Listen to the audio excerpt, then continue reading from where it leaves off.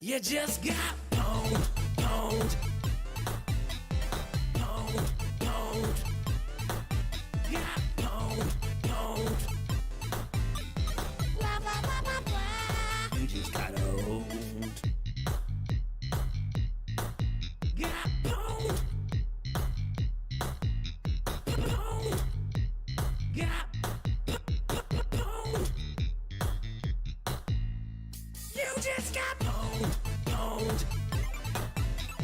Pwned, pwned.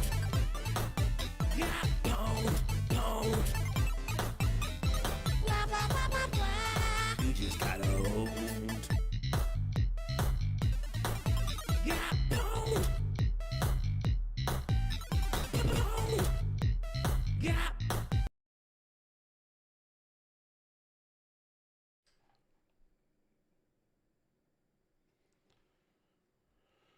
All right. Let's see here. Of course, I didn't assign the screen. There we go. All right. Back to 1983. Oh, trending is John Byrne. I'm losing my voice.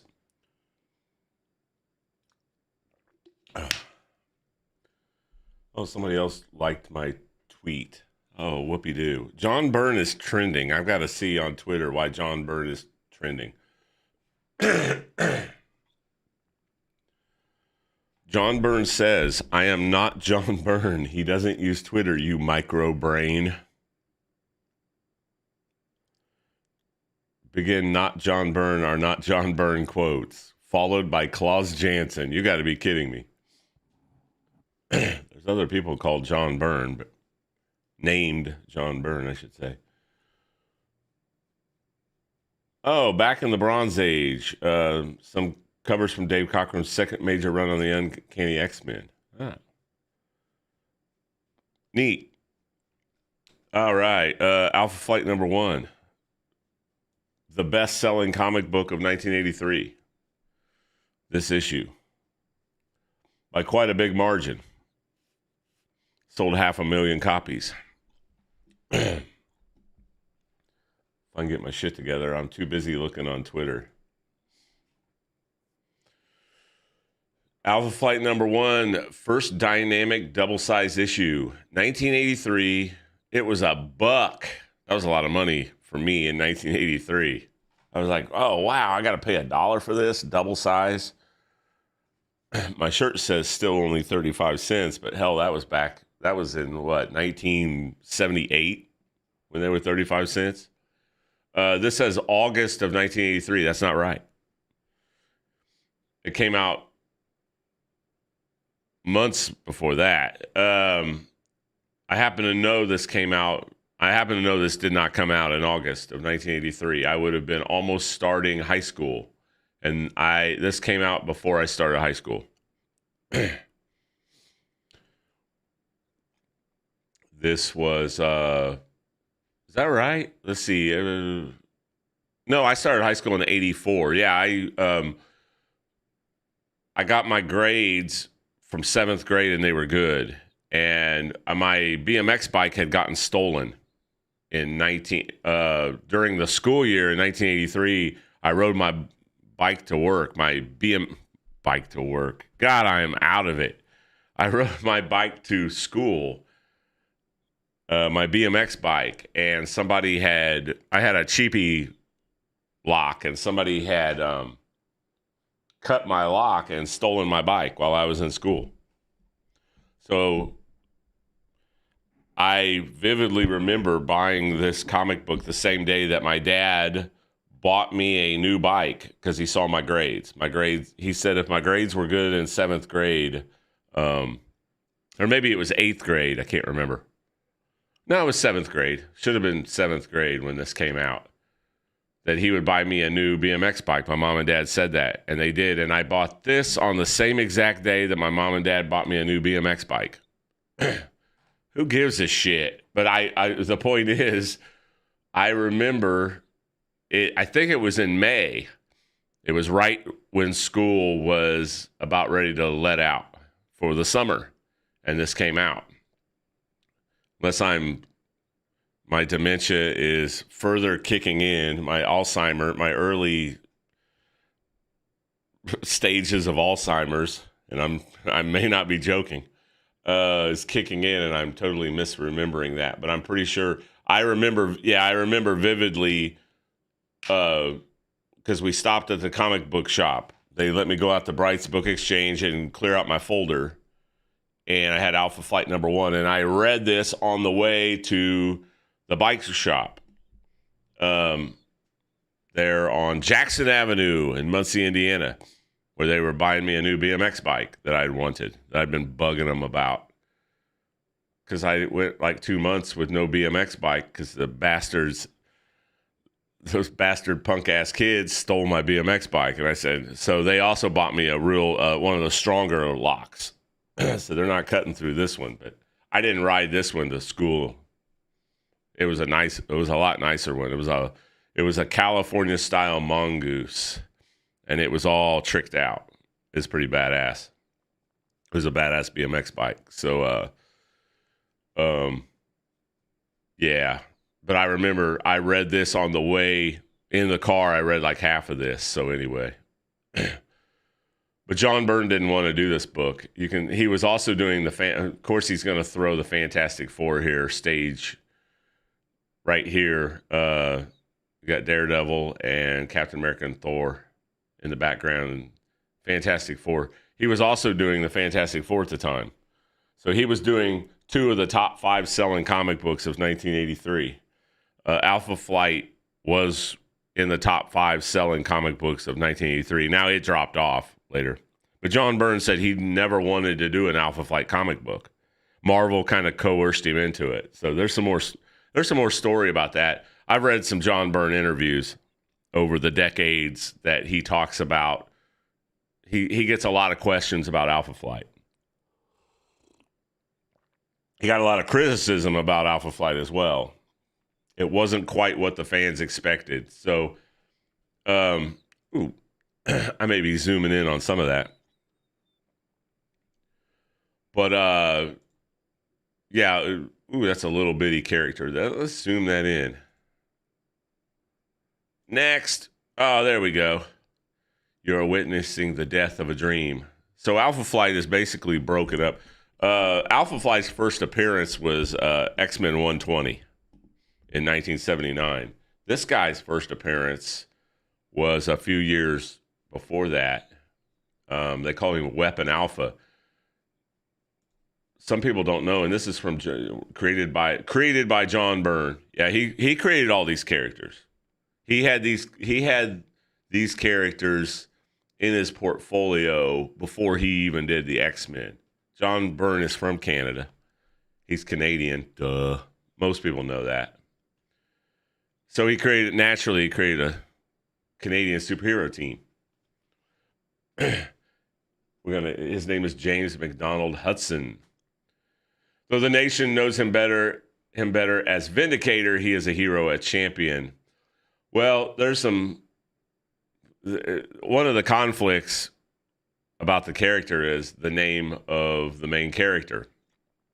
In X-Men 109 from like 1977 or whatever was the first appearance of this character, they call him Weapon Alpha. But John Byrne always had the name of Guardian for this character.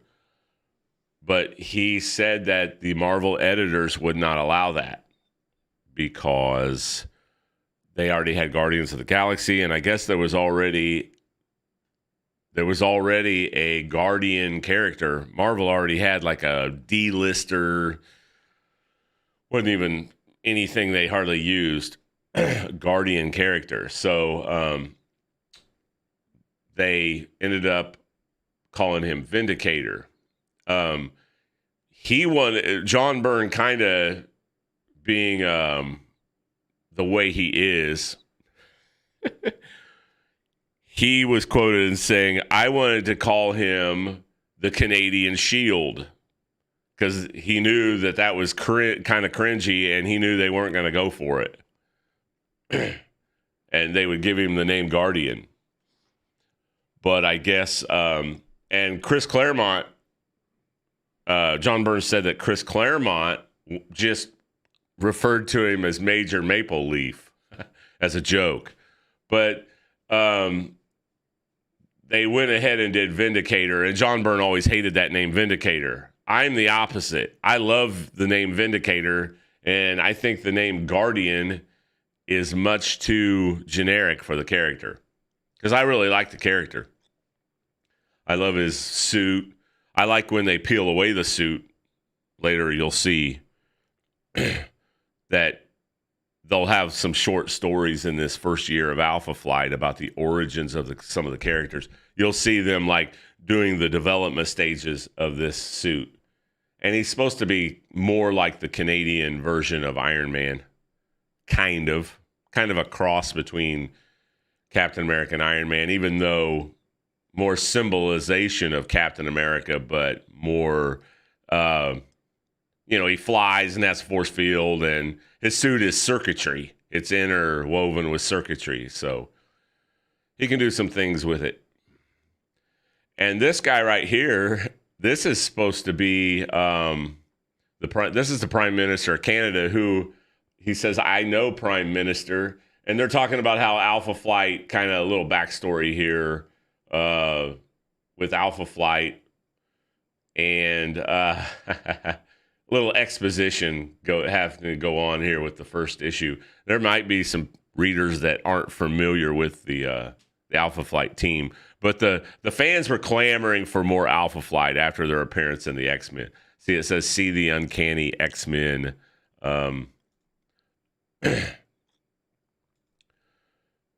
This was Department H. Says see Uncanny, and that's their little tangle with Wendigo with the X-Men. And it's I don't really see. Says see X-Men 120, 121. So he's brooding here because Department H has been disbanded, and basically the Alpha Flight has been defunded. They're a government-funded team. I think Rob Liefeld kind of stole the idea of a little bit of this when he made Youngblood for Image Comics. Kind of that idea. But we've got Alpha, Beta Flight, we've got Puck. What's her name? Marina? I think it's pronounced Marina. I always called her Marina. Box. That's Wild Child, and I believe it's Flashback. I could be wrong about that. These guys, this is Gamma Flight. I think that's Diamond Lil, and then they've got a, I'm not sure who these characters are. These are like the B and the C team. The backup government team. These are in training. I know that's Box. Obviously Puck, who ends up being a big part of Alpha Flight. So is Marina. Later on, you'll see these two guys. One of these characters is Wild Child, and I'm not sure. It might be this blonde guy here. I can't remember who these two guys are. I think one of them is called Flashback, and I don't know. And I know that's Diamond Lil. And later they'll make a team called Omega Flight. We're closing up. It's time to get out of here. Then you'll see, you see this guy here. He's out here. They need a first issue. They need a big reason to bring the team together. The Avengers had Loki, the threat of Loki, and possessing the mind of the Hulk in Avengers #1. The reason to bring the team together. Man, my allergies and cold are getting bad.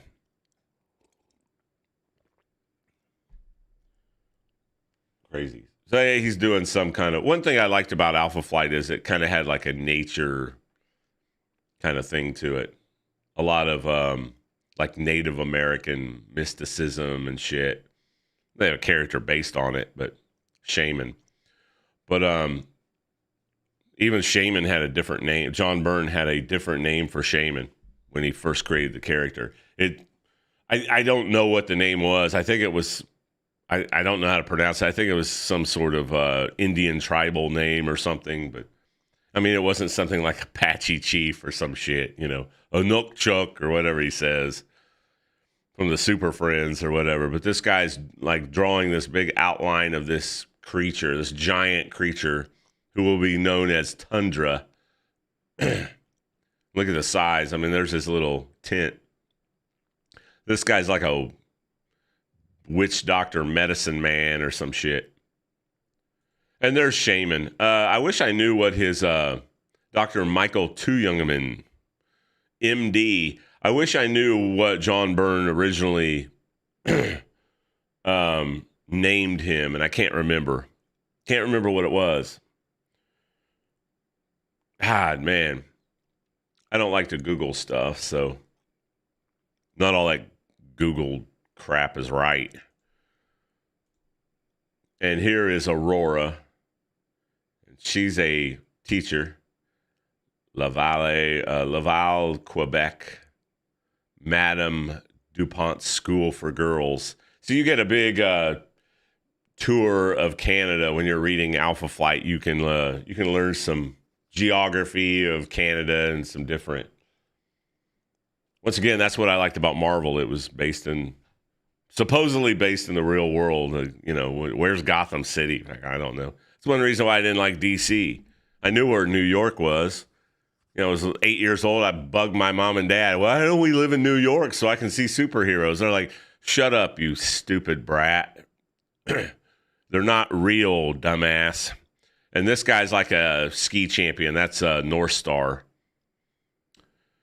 And the kids all love him. He's a national hero, athlete.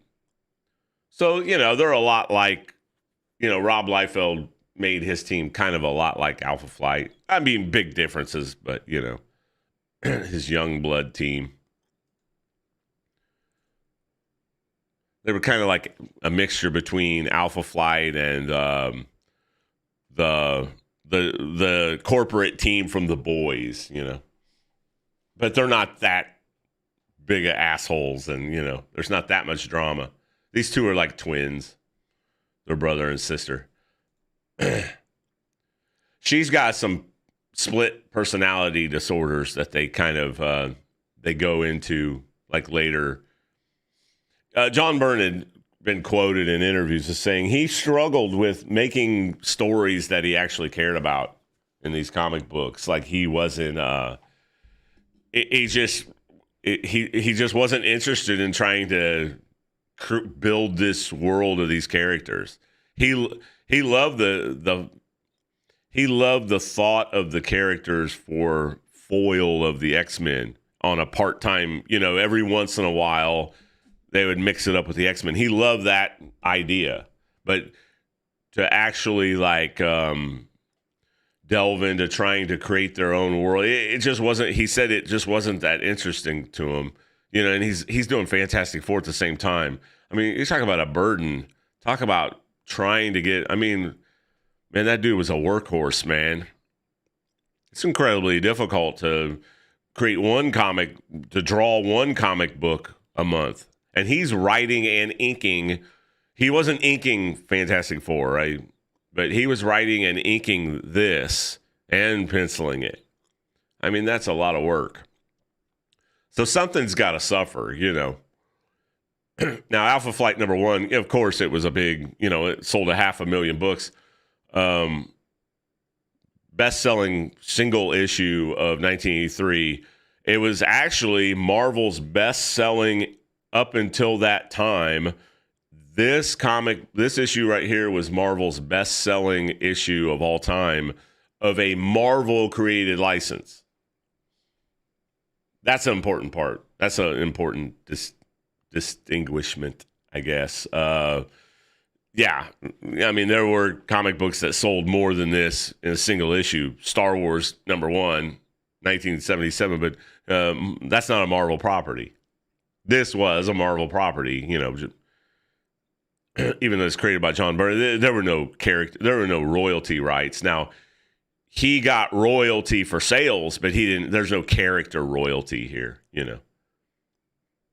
And this is Heather, who ends up taking over the role of Guardian, which was a bummer for me. They had to. I guess the sales were already slumping. John Byrne was already out of ideas. Hey, let's kill the main character. Let's kill James Hudson. I like the name Vindicator. I wish I would have come up with it. I think that's a badass name. But he was quoted. John Byrne was quoted as saying, "It just doesn't match like a Canadian superhero. What are they trying to vindicate?" Yeah, they've got he's watching the TV here, and they see what's going on with that guy that's summoning that giant creature. It's like, Mac, what in the world? They fly over a high altitude scanning plane has produced no useful data. Yeah, it's time to suit back up. Should you at least contact the rest of the Alpha Flight? Heather, there is no Alpha Flight. So this is the bringing back. They needed a big colossal threat to bring back, a reason to bring the team together. But he's not in on everything. And I think she knows some stuff that info that he's not privy to. The old book, that's the old Batman trick. Slide down the bat poles, or no, what was that? That was Beethoven's head or Mozart's head or whatever, and then push the button. Never mind. The bookcase slides open, and they go down the bat poles, and famously there, or magically they're in their costumes, But she's this is just her little personal thing here. I knew Mac was upset when Trudeau, we know, oh my God. I mean, this is a reason right here not to even read this book.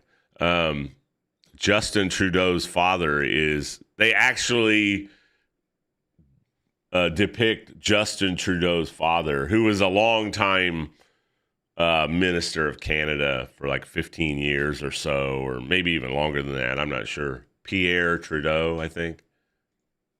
I think that's right. Maybe it's a fictional, I don't know. Maybe it's just coincidence. I'm assuming.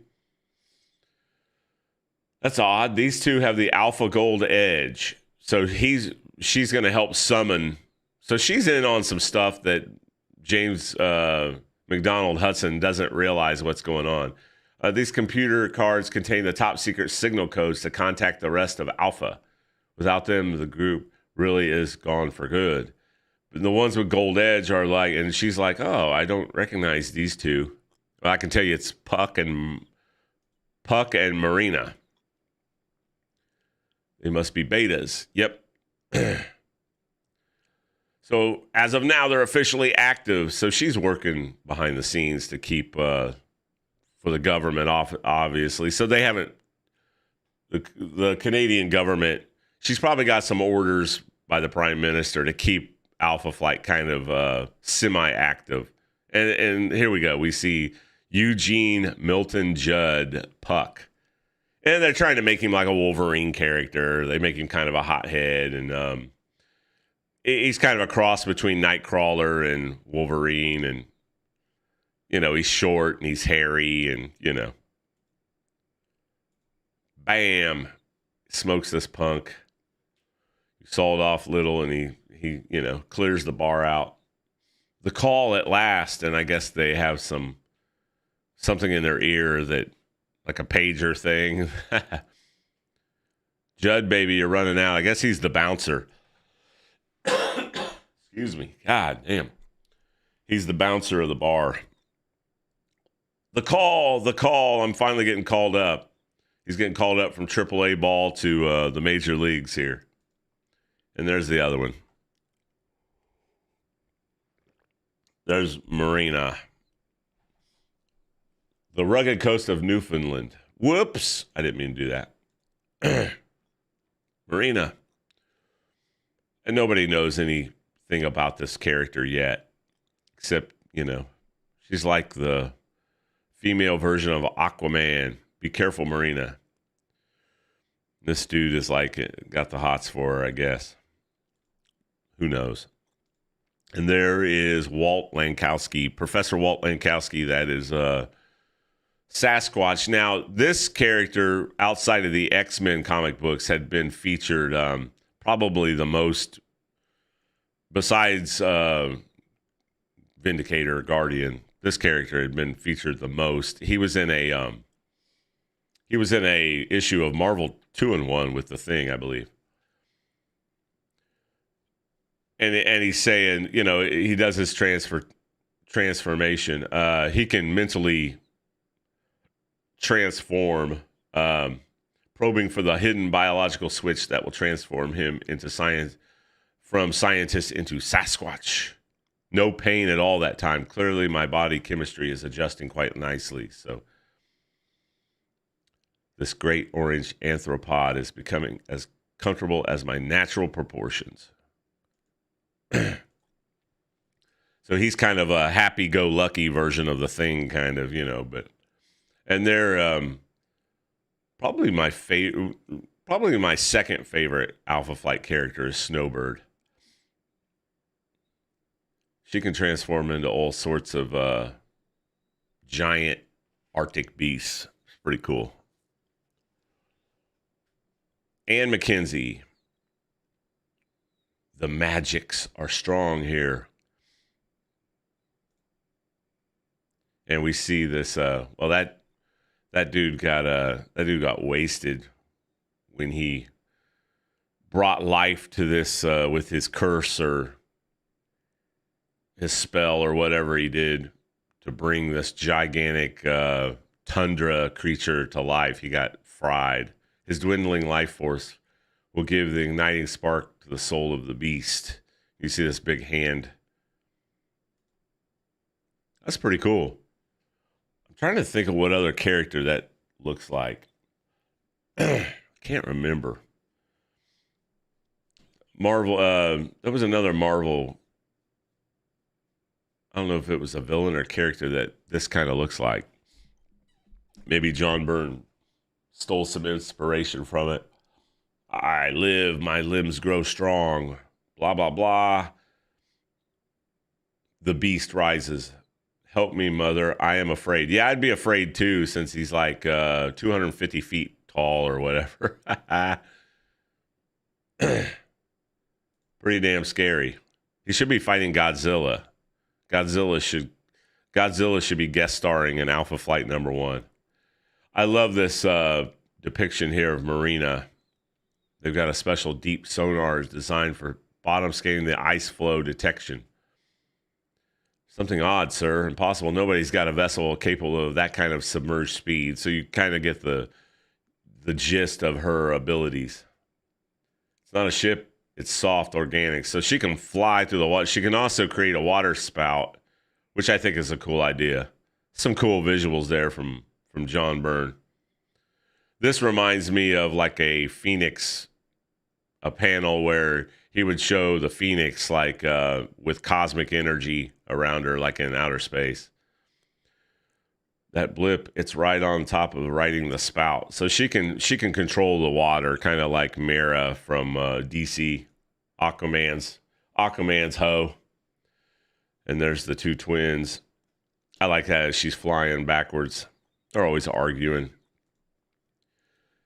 Well, nobody recognizes Puck. He's trying to get through some clearance here, and nobody recognizes him. Like, I've never seen you. Get out of the way. Boom. He's really good at like hand-to-hand combat.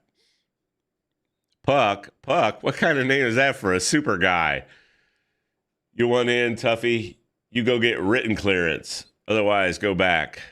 Blast, I could bust in easy, but that would bring the whole base down around my ears. But I gotta find a plane. I gotta. Stupid little beep, beep. Stupid little son of beep, beep. All right. Forgive me my fears, mother. I am your daughter, and only daughter, and I must master them. Hear me, Tundra. Hear the voice of your sworn enemy. Yeah, I don't know if that's the right approach I would take when fighting a giant 250-footer, however, nature beast. I like this. Mosquitoes.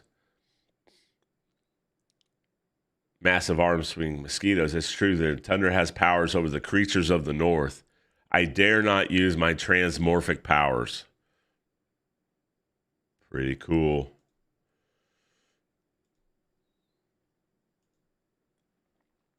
So he's building up the story of they're all going to come together, you know. I don't know if that's like the right, in hindsight, if that would have been the right way to like handle the book from the beginning. Like, why not make them already in a unified unit and, you know, actively working for the Canadian government and, you know, plotting to try to get Wolverine back. Wolverine was actually supposed to be the leader. That was the whole plan within the comic books. That's the plan.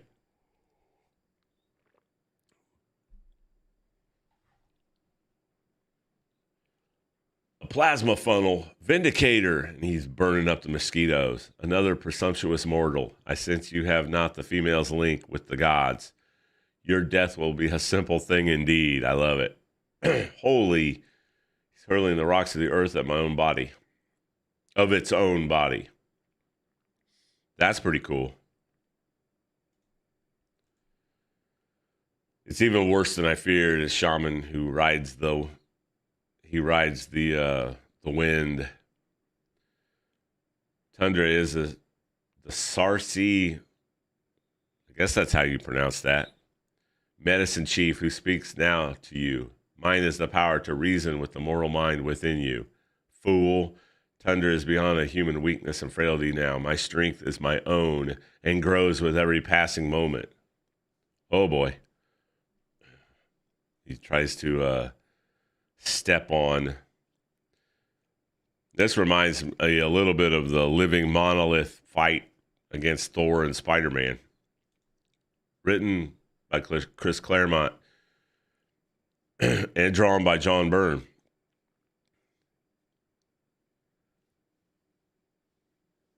I don't know. It just seems like a disconnect between the characters. I mean, right off the bat. And that seemed to be like going on throughout the comic book, like the first year.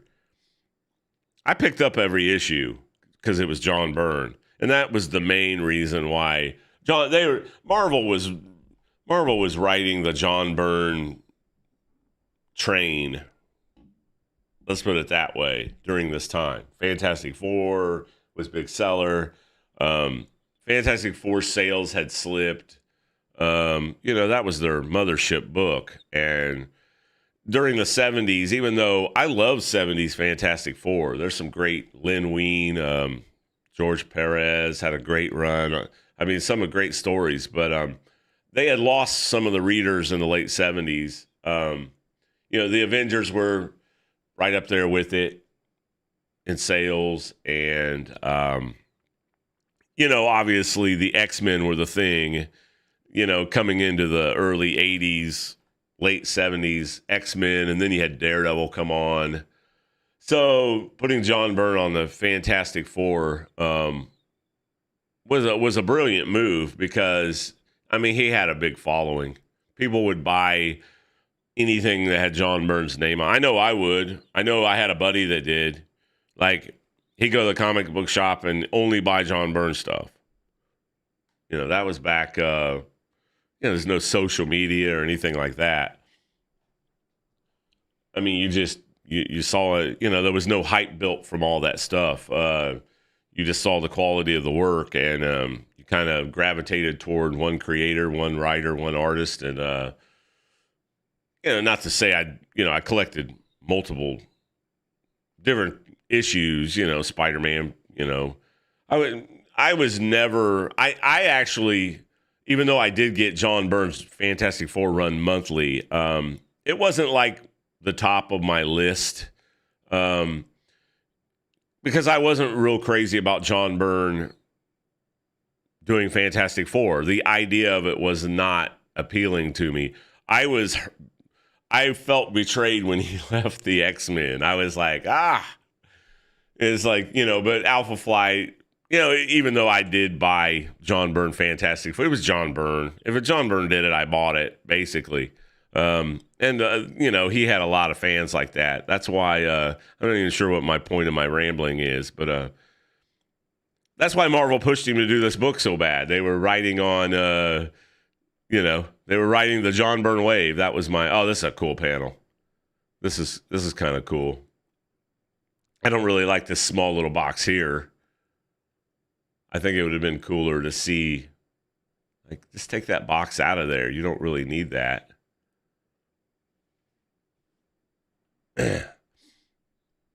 Now, this one you do.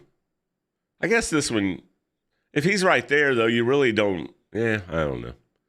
I guess, you have to put the big image on a splash page, and I think they could have continued these panels on like another page. Maybe he was trying to condense the book a little bit. This is like almost a double size issue, so that's cool. I wish the borders were smaller on the panels, though. WAP. And they're flying around. What are they trying to do? They're trying to make him, they're trying to break him apart, disrupt him. It's like, you're not going to try to make him dizzy. I don't think that's going to work. Yeah, I like that. Sasquatch goes flying that way. North Star, that was Sasquatch. Forget about him, sister. If he survives, he survives. If not, like I was saying, there's the disconnect and the coldness between the characters and the team. Yeah. I mean, I understand they could argue and all this, but they seem to like almost work against each other. Even though back in the X-Men, when they encountered the X-Men, they prided themselves on teamwork. But there's been it's like there's been a wedge between them. I don't know if that stems from their government involvement or something. But I mean, imagine saying that about your teammate. Forget him, sister. If he survives, he survives. If not, it's almost like right here, John Byrne. You can kind of tell. Let's kill off all these guys so I don't have to do this comic book. And I can go back to doing the FF. I think John Byrne did this for the money. I mean, I enjoy this. I like this. I think I love the characters, but later on, it's like, it just, I could tell he was much more interested in doing like solo character stories than like two team books. Like, he's got his team book. He's got the Fantastic Four. He had the X-Men. I don't think he was interested in taking over another team book and building it from scratch, basically. This part's kind of cool. The heavy rains coming from Shaman's spell here conjures a heavy rain that just melts him down. I think there was some relationship issues between Aurora and Sasquatch at the time, and North Star didn't approve. Yeah, yeah, that's a good point. Hey, Super Patriot, how you doing? What's up? I was like, who is that? Man, I need my glasses on. I was like, who's it? I thought I was just talking to myself like I normally do. I talk this way when I'm reading comic books. When I'm reading comic books by myself, like I'm laying in bed on my iPad reading all these, I talk to myself all the time anyway. Maybe that's strange or signs of mental irregularities, but oh well, that's not a stretch. That's how you doing? Yeah, I think you're right about that. It's been a long time since I've looked at these books, since I've looked through these Alpha Flight stories. So I'm kind of like trying to. Some of it's starting to come back to me a little bit, but oh, you mean Aurora? Yeah, and Walter Lankowski. Yeah, that might be right. I didn't even think about that. Like, fuck him. He's banging my sister. Fuck him. Let him fly by. I don't care. If he dies, he dies. So anyway, they took care of this big tundra threat. I don't know. In hindsight, I think the story could have been for a number one issue. I think the story was a little bit of a letdown. I think people were like expecting a little more from John Byrne. Let's see what's going on here. Yes, an announcement to wit. Yes, we all work well together. So government or no, we've decided we wanted to stay together. So yeah, they're making their own decision. I think the government also, superhero teams don't like to be, their fate doesn't like to be determined by, government involvement. I don't think Alpha Flight's any different here. That's the way John Byrne was kind of trying to set this up. John Byrne got a lot of criticism over the first year of Alpha Flight. A lot of criticism. I remember reading some of the fan mail, even though if I recall correctly, Alpha Flight was the fifth best-selling comic book of 1983, like on average for the year. The cover date says August, but this came out in May. I swear it did. It did not come out in August. This came out. I remember the day of having this book because I was like, oh my God, which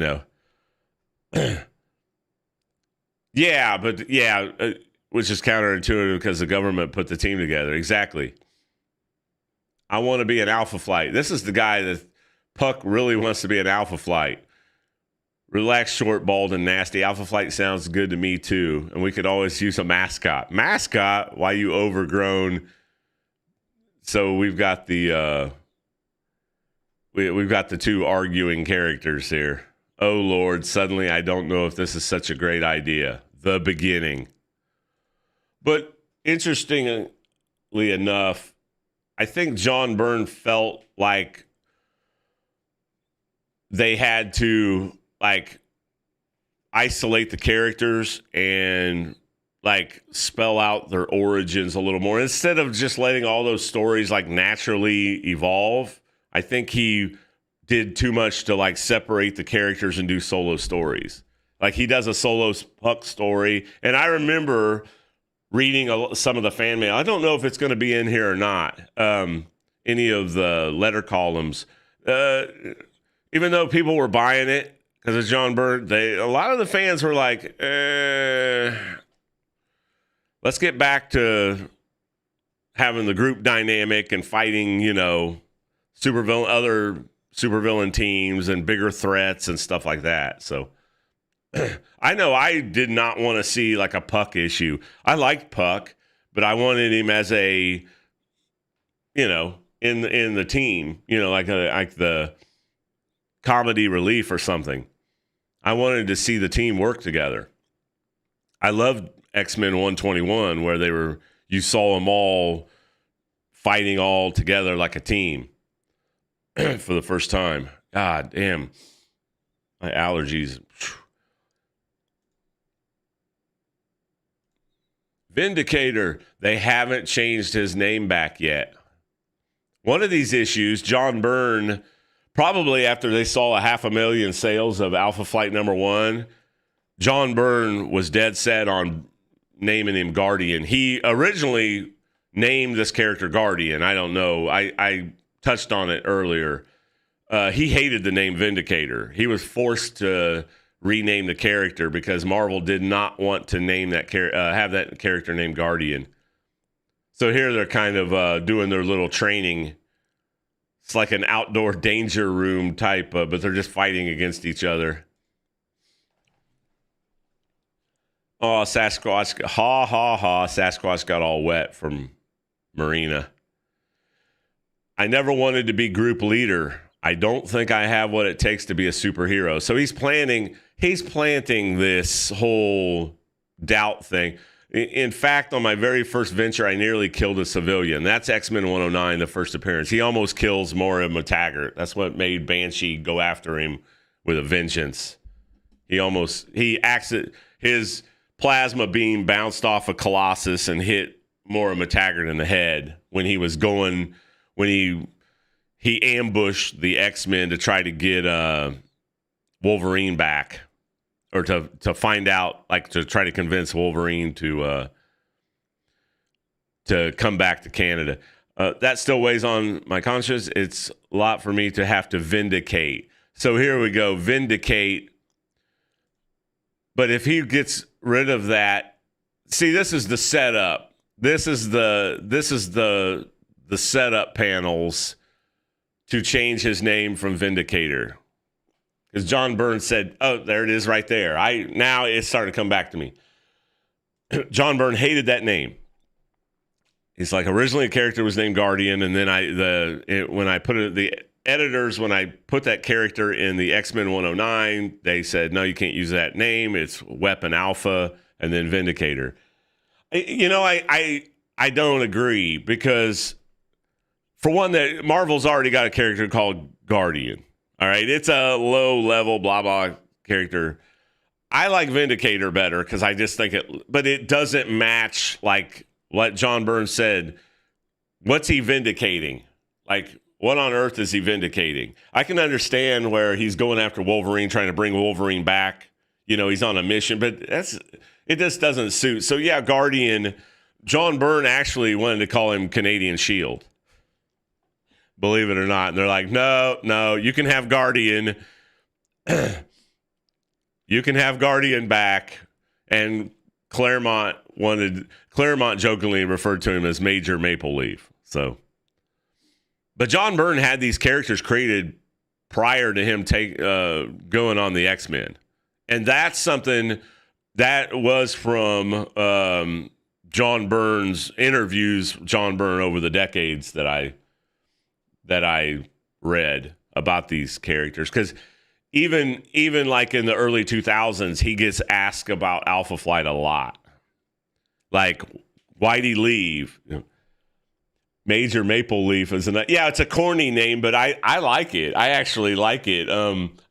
Guardian is a little like bland for me, Guardian. But I'm going to read this.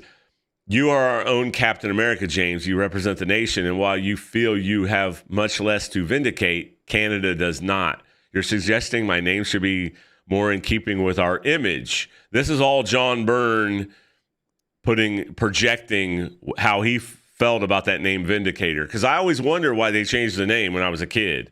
When I was first reading these off, getting them off my pull list folders I was like, no, your name's Vindicator. Like Guardian.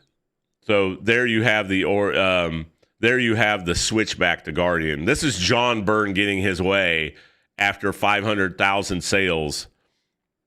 He's vindicating Canada being relevant. Yeah, that's true. Did you see the part with Trudeau, Justin Trudeau's father? They actually depict Justin Trudeau's father in these books. Pierre Trudeau. I guess it's his grandfather or somebody, whoever. Wasn't Justin Trudeau's father like prime minister also? Because I thought also he was like that cartoonist. Gary, I don't know. I'm messed up. But here's... Yeah, in the first issue, they have the Prime Minister of Canada, and they refer to him as Trudeau. And it's supposedly like based on the real person. Pierre Trudeau was Prime Minister of Canada. Now, I don't know if he's related to Justin Trudeau. I don't know. Yeah, I always thought Fidel Castro was Justin Trudeau's father. I mean, look at the fucking pictures, man. Look at the goddamn pictures. The eyes. He's fucking Fidel Castro's. Yeah, his dad. Okay, there you go. I'm not going totally crazy. I knew I was going crazy, but not. But here, something's happening in the marina there, and she slashes Puck and almost kills him. Joke, help me. So, like, hits him on the neck. You don't really see, not on the neck, but like on the, I originally thought that was hitting the neck, but it hitting like his heart here. He's holding his chest, not his neck. I guess the choke. I guess you choke also, but then she jumps in the water and she's like scared why she lashed out that way. So here's John Byrne, like delving into the origins of. But you very rarely after that first issue, you very rarely see them fight as a team. It's weird. It's like now here's the origin of Marina, where they find this glowing egg, Angus, yeah, and then it hatches, and then it's this little aquatic looking mutated whatever. Do not hesitate, child. But she's being drawn back to this, and this is obviously John Byrne's attempt at creating a Magneto type character to be the main arch villain of Alpha Flight, the Master. That character did. I love the look of him. I mean, that's basically Count Nefarious costume again that he goes back to, but this helmet is different. This character never really resonated with me, and I don't think it resonated with the Alpha Flight readers as well. Now, here's the origins of Alpha Flight. See, I could do without all these little mini stories. I like them put in. I like all the origins of the characters put in the stories. Like, just put them in naturally. There's no need to rush it. I don't think anybody really cares about the origin of these characters. I think John Byrne was just fresh out of ideas for this team. I think he was doing this for sales royalties, and he was getting them. He wasn't getting character royalties. Marvel owns these characters, but James Hudson is one step closer to becoming Weapon Alpha. Maybe the fans were clamoring for the origins, but this is his early design of that Vindicator suit. Guardian suit. Whoops. Now, I remember this cover. I remember getting this cover. I always thought this was cool. Like the negative space. I mean, her suit is just part of the negative space here. I thought that was a really... John Byrne, yeah, you can see it. Byrne. I believe Terry Austin inked the first issue, but after that, I think John Byrne did all the art chores himself. Yeah, story and art, John Byrne. He's inking himself here. Yep. Denny O'Neil is the editor. Jim Shooter is Tomorrow Man. Jim Shooter is still... Now, this is, like I said, Alpha Flight #1 was the best-selling comic book Marvel had ever had of their own characters, of their own property, up until the following year, where Secret Wars eclipsed it. Secret Wars #1, and then a lot of the issues of Secret Wars outsold that 500,000 mark. But to give some context, like X-Men during this time was selling over 300,000 copies a month on average, like 300, almost 400,000 copies a month. And Daredevil was #2. Fantastic Four, John Byrne's Fantastic Four was #3, I believe. And then I think Spider-Man was 4, and then Alpha Flight was 5. And then the Avengers, you had the Avengers and like Conan. Conan wasn't their property, though. Then you had Red Sonja, was a big seller. It was in the top 10. And the Hulk was in the top 10. Funny enough, when John Byrne left Alpha Flight after 2 years doing Alpha Flight, he went to do the Hulk. Bill Mantlo took over the writing of the book. I can't remember who took over the art duties on Alpha Flight. I stopped buying Alpha Flight after the second year. When John Byrne left, there was no reason for me to even get Alpha Flight anymore. This is a cool panel. I like this. This is a cool.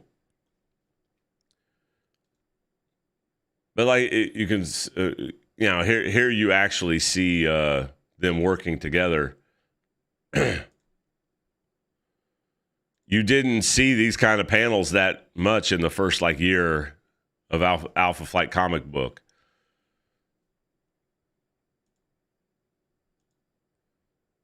The character, it was much more focused on like the solo. Yeah, this is really cool. They're trying to track down Marina, who has been captured by this master villain, the Master. You must not resist the probes. Like I said, I just couldn't really get into this Master character didn't really like move the needle with me. I don't know. I had a hard time. This is issue 3, and I'm already like, I'm already kind of losing interest a little bit. I love the character. I would have much rather have just seen him be in the X-Men from time to time. I think not Mask one. And we got Namor, and he's bringing in his Fantastic Four stuff already. We're talking about issue 3 and of a brand new super team having their comic book for the first time, and he's already bringing in the supporting cast of Namor and Invisible Woman, Visible Girl. Soon he would change it to Invisible Woman. He thought it was time to evolve that. Doesn't really matter to me. Continuing the origins of Alpha Flight. I didn't care about these little short stories that were outside of the prequel stuff. I just didn't care enough, I remember. Now that's cool. You see the inner workings, the circuitry of Guardian's battle suit. Guardian, first of Alpha Flight. I think Weapon Alpha is a better name. How's that for a sneaky way of giving you the first official Alpha Flight pinup? Denny O'Neil, John Byrne.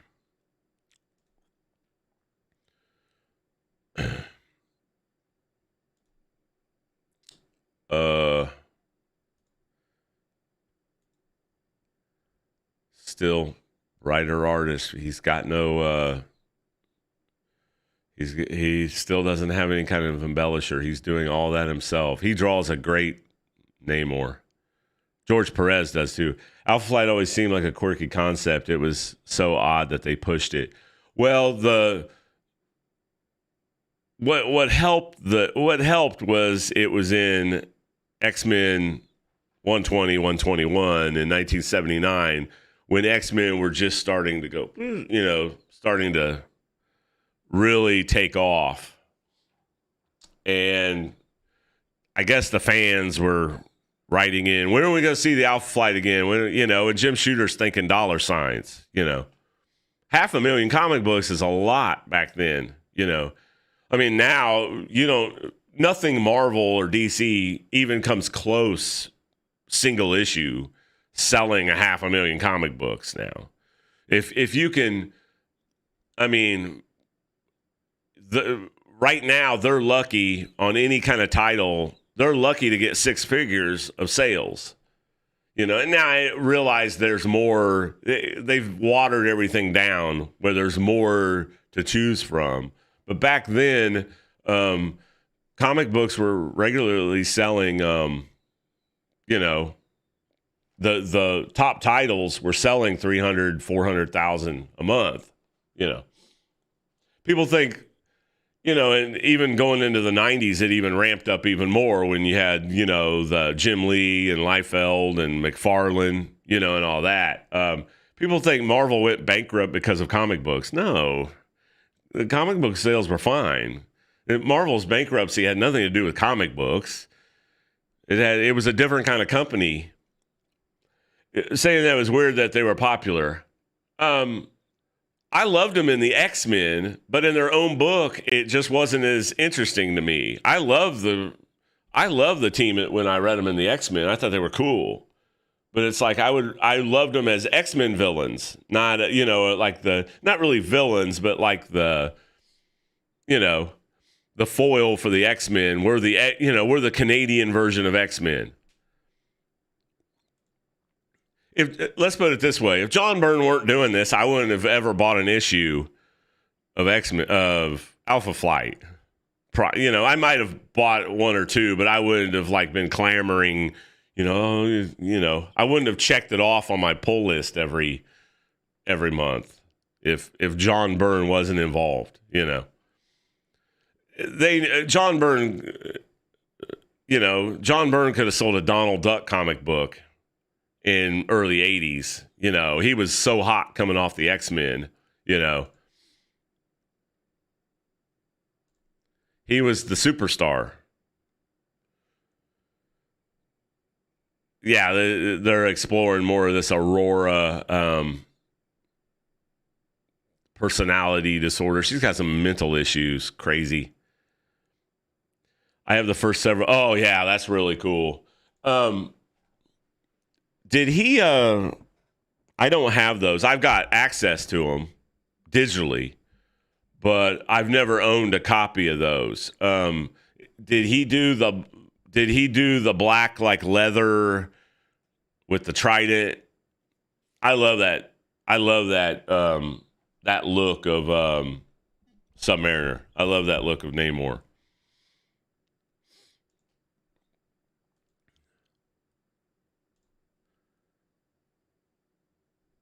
Animal. See, they're always like just fighting among themselves and everything. Now this is cool, but I just, like I said, I just didn't care that much about. Just brought him back with the green Speedo. So somebody had brought him back with the black outfit. I mean, I like how Byrne draws Namor no matter what, but I have to check. I have to check those out. I don't believe I've read those. If I have, I don't remember, but I'm pretty sure I have not read those.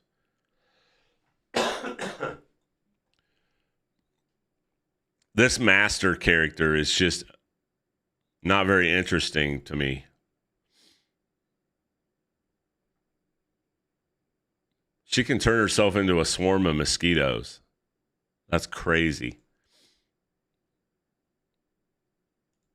We have to find the master. Like I said, then he blows up some ice flow or something. All this to try to get some heat. And now we go straight from like a Marina story, and now Puck.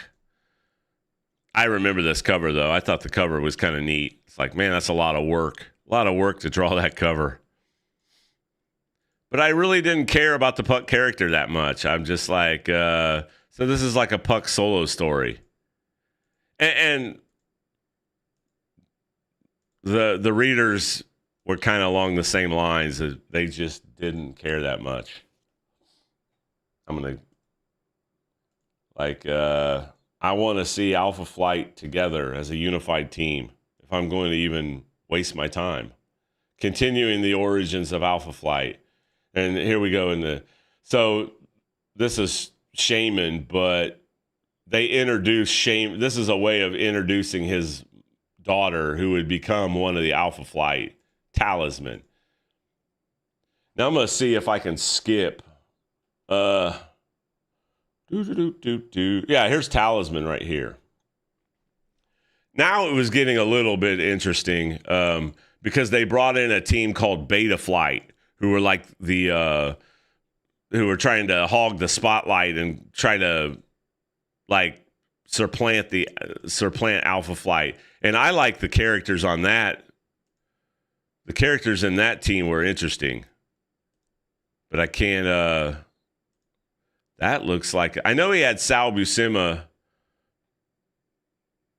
No, Sal Buscema didn't do any kind of filler issues. I think John Byrne made it 28 issues without any kind of interruption in the art.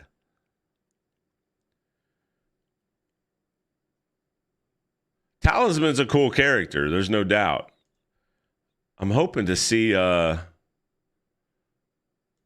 Let's see. There's X-Men 109. Trying to see where Beta Flight is. If I can, I had that issue. Nah, I'm not going to be able to see it. I'd have to actually hunt for it. All right. Well, that's all the Alpha Flight I'm going to look at. I'm going to bring up something else here. I want to bring up.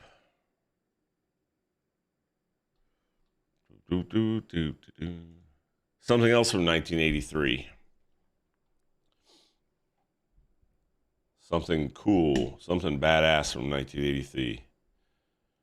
But I just don't know where to find it here on the old app. This desktop app for Marvel Unlimited is not the greatest. They don't even give you a library. On my iPad, it's badass. On my Android phone and my iPad, it's awesome. No, they don't, because they don't own the. This is one reason why I'm excited about ROM and Micronauts getting back. Even though I don't care about Marvel now. Let me look at I know we don't have G.I. Joe because they don't own the rights. Like even a normal issue, say a normal issue of the Hulk, if it's got ROM in it, they can't show it on here. I'm like, really? That's bullshit. I was going to look at some Walt Simonson Thor, couple issues. But yeah, I would. This is the only reason why I want G.I. Joe back, to get access. When I get, or to be able to buy the omnibus so I can show it on my overhead camera. I can actually show the physical copy on my overhead camera. Yeah, I got to get it. I got to get a hold of those. That's why I'm glad ROM and Micronauts is coming back, so I can they'll have them on here. I'm hoping. If they don't add them on here, I'll be pissed. I'll be like, really? But I will buy the physical copies and then look through them on the overhead camera. See, I don't know if it's under the way they list these things. It's like if I go M and look at Mighty Thor, or is it just Thor? See, on my app, I can just bring them up on my library, and you can't fucking do that on this goddamn piece of shit. Nah, it's not. It's not Mighty Thor, I don't think. It might be. God, I wish I could look at G.I. Joe. I'm going to go back to Thor here. Taskmaster. There's just so much stuff I don't give a shit about. Amazing Spider-Man. Eternals, who cares? The Mighty Thor. Here's 2011, 2012.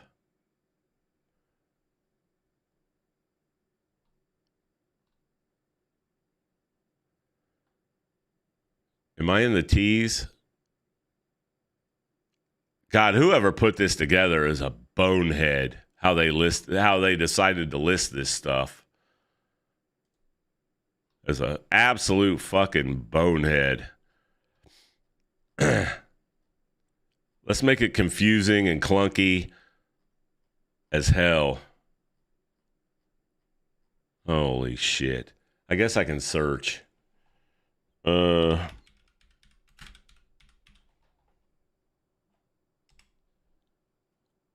Oh, they're all about fucking Mighty Thor. So it's not Mighty Thor. You'd think I would have had these already.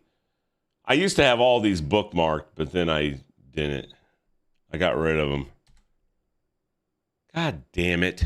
Let me just try Thor. Here we go. Thor annual. Thor 1966 to 1996. So for some reason, even though it's the Mighty Thor, then I have to go through all this horse shit. The desktop, yeah, those are the Jane Foster one. Oh, God. The only Jane Foster Thor that I want to see is that What If from the 70s.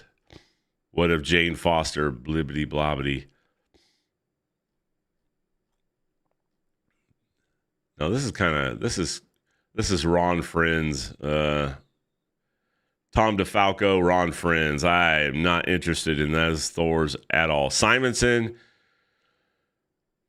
Buscema. This is right before Walter Simonson stopped drawing the book. Sal Buscema took over. He was still writing.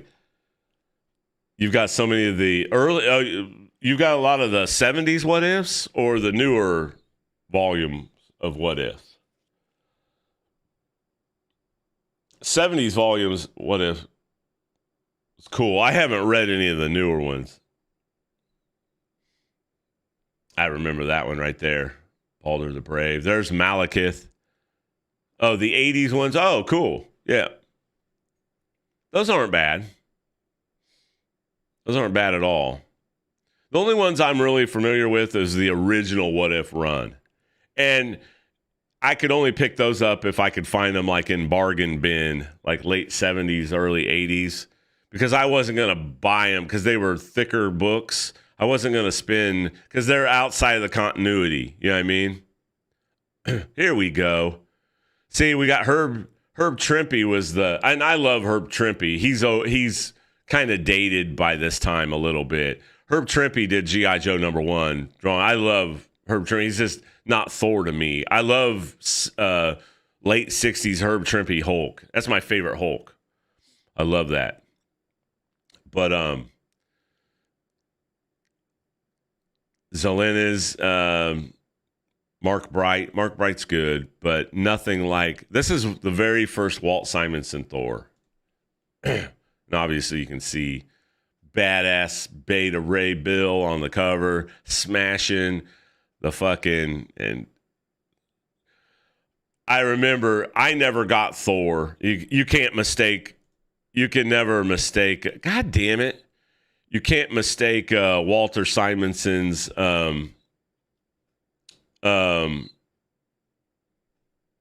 you can't mistake Walter Simonson's signature on the cover. No, I think that was his last issue. What, 337? No, this is 1983. November. It's not November, actually.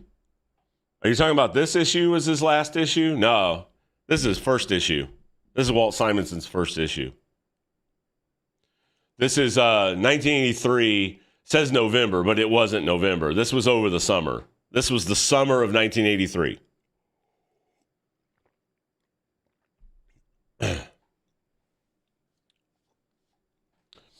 Yeah, this is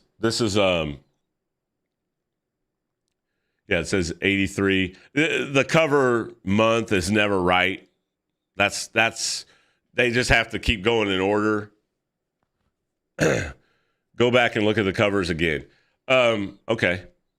If it'll let me. Hold on, let me well, I mean, I can show you. Oh, he might have done a cover. But I'll show you. Hold on.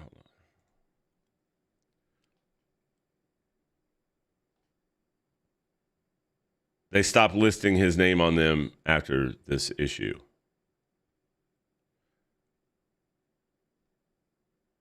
I'm going to have to. I think I'll have to go back. Or were those the cover artists? No, those weren't the cover artists. Here we go. Previous. This is the previous. This is 336. Penciler was Herb Trimpe here. October 1st, 1983. They're in opposite order, Super Patriot. The older books are down. That probably confused you. Yeah. The newer books, I'm scrolling down from newest to oldest. Sorry.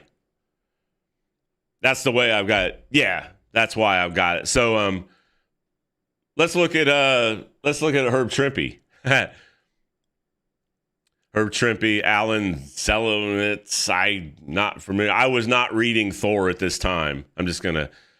Herb Trimpe is a much more basic, old style artist, much more like a Jack Kirby. As you can tell, he did G.I. Joe #1. He did the Godzillas. He did Shogun Warriors. He was basically at this time just kind of a Captain Ultra. As you can see, this is Thor's, yeah, right here, Have no fear. Captain Ultra is here. Thor sales were not good. All right, as you can probably. Now, don't get me wrong. I love Herb Trimpe. I'm not disrespecting his art. I don't know who this Zelensky writer Zelensky's. I mean, this guy's going to get thrashed by Thor. Give me a break. The end. Yeah, now we see him transforming back to Donald Blake. Yeah, I love Herb Trimpe. Don't get me wrong, but he doesn't. It's a certain style. I need it to be a certain kind of property for me to really like it. He does the giant robots and monster stuff really cool. He does the military shit really good too. See, they're just grasping at fucking straws here with this horse shit. Don Blake. I was so happy. Next, Thor Unleashed, story and art by Walt Simonson. And people were, okay, special announcement. Oh, I'm glad I looked at this.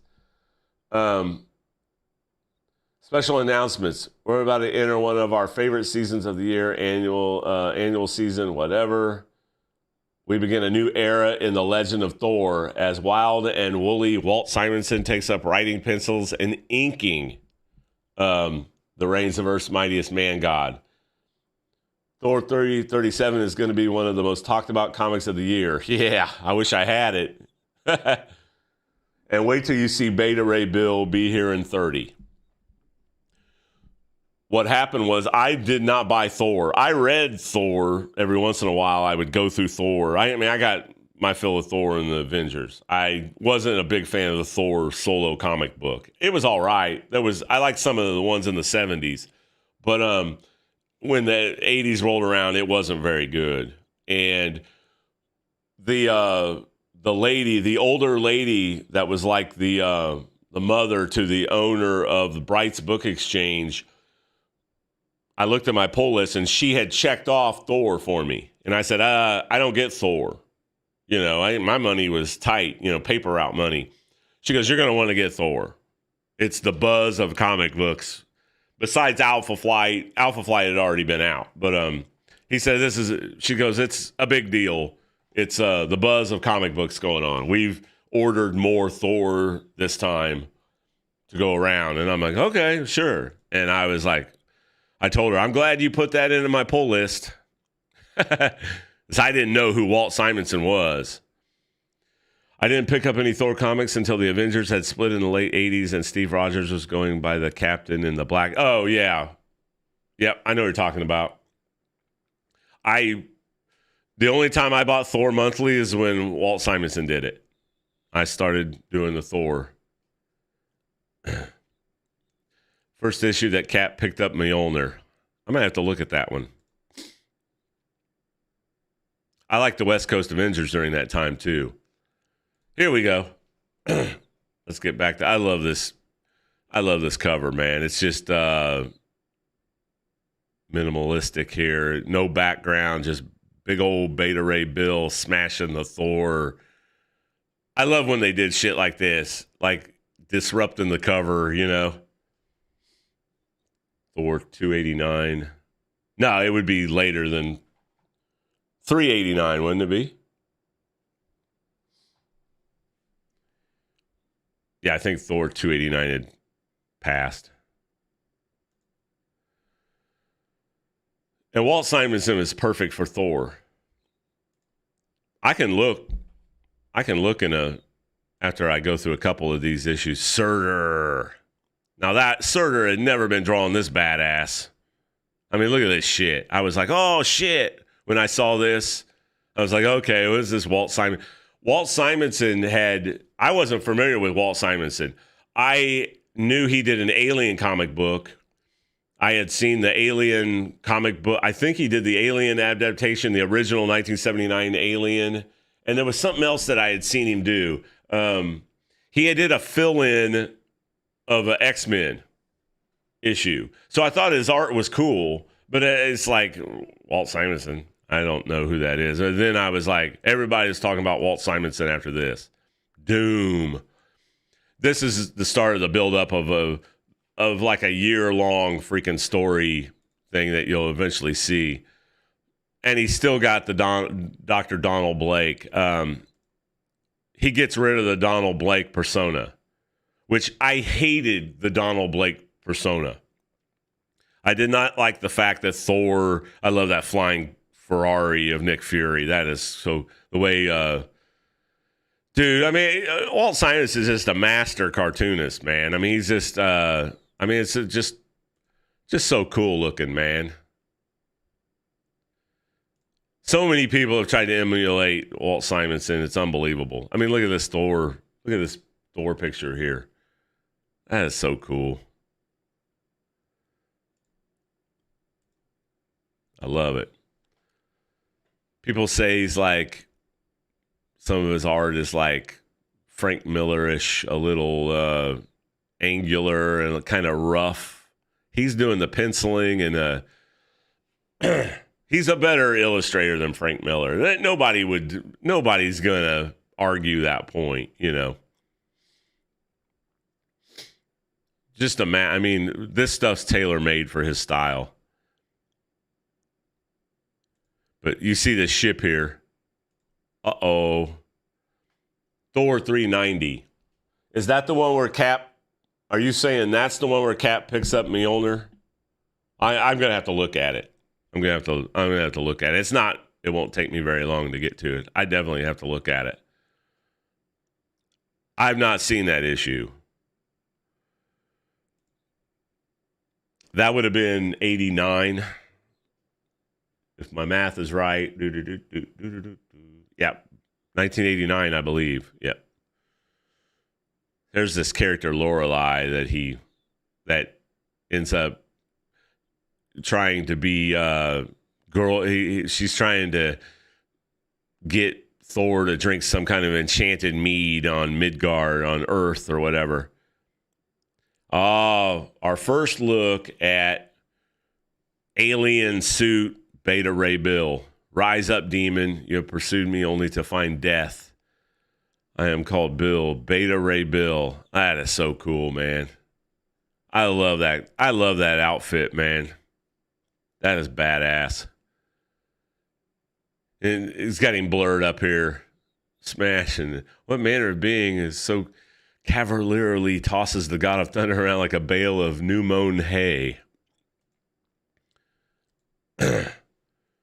Thor's like, yeah, I have Mjolnir. He drops Mjolnir. And there's the scuttlebutt ship and all that.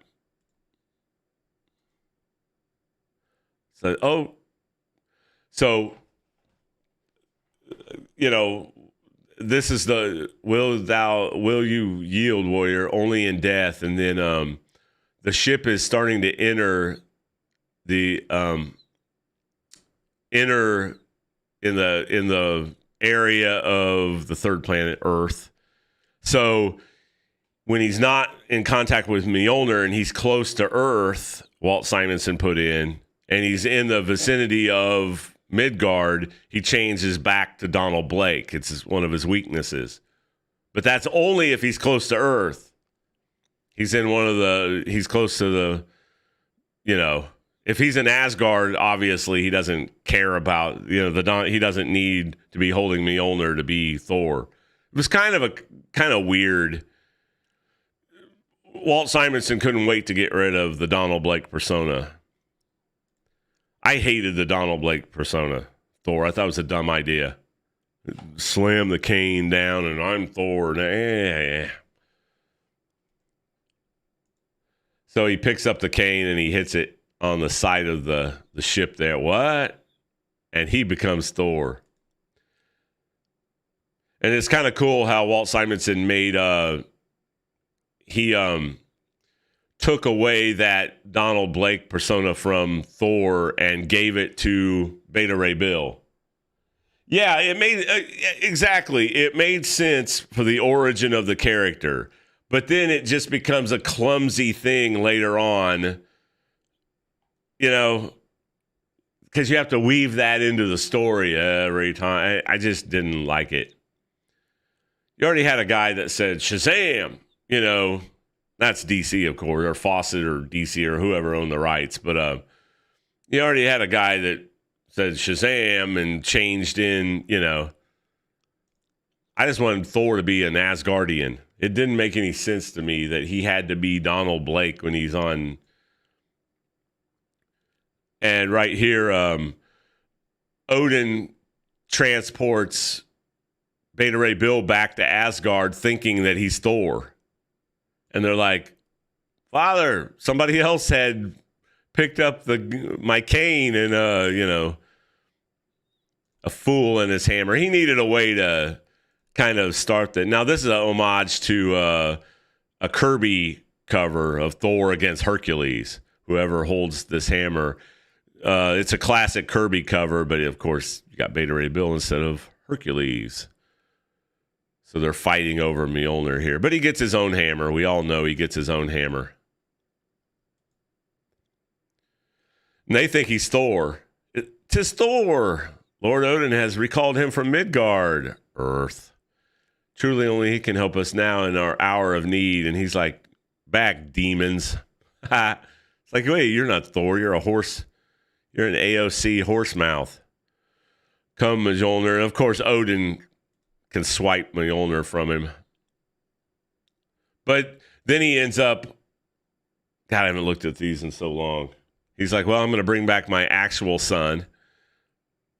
And then he sends him off somewhere to duel for the hammer. Because obviously they're both worthy here, worthy of Mjolnir. So he gets sent off. They get sent off to, it was not Thor thou defeated, but a mortal shell. Yes. Be still, my son. He has a point. Yet truly, mighty Bill, the combat you speak of was not entirely fair. So Odin's like, okay, we'll send you off to combat. I remember that part vaguely. I haven't looked at these issues in forever. I'm not going to go over all. Skartheim. Skartelheim is where they go. Skartelheim, even where gods may perish. Nor I see my opponent.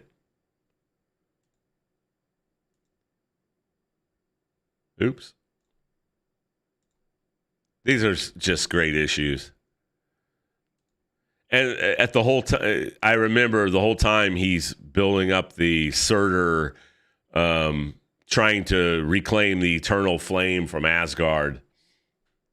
Like the plot thread. I mean, Simonson was on the book for 3.5 years, something like that. That's quite a long time back then for one artist writer to stay on a run. The hammer is mine. He's bested Thor in combat. I was like, oh, shit. But then they go to, what's that in the MCU where the dwarf and the foundry where they make the other hammer. Of course, in the MCU, they fucking changed it around. There's that dwarf. Yeah, that's it. I can't remember the name of it. And the Etri, I think, is the dwarf that runs the foundry. Yeah. Look at Volstagg. I love Ray Stevenson, the actor, just died recently. That's fucked up. But, man, could you imagine the CGI to have to make Volstagg that obese? Yeah, I think his name is Etri. I can't remember. One of those dwarves. Yeah, there he goes.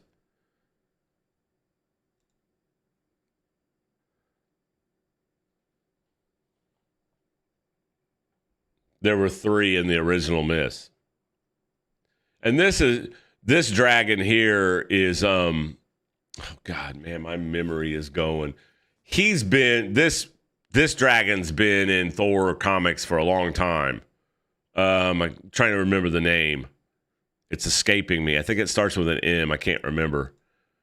But they have a storyline with this where he fights this dragon. This dragon is like hunting Thor the whole time. And there's Beta Ray Bill. That is so cool, man. Look at that shit. Bada boom, the enchantment is mine once more. What a cool page. I do accept it with all my heart. Now, this is where Thor loses the Donald Blake persona. I think this is the part. Oh, you're gonna see the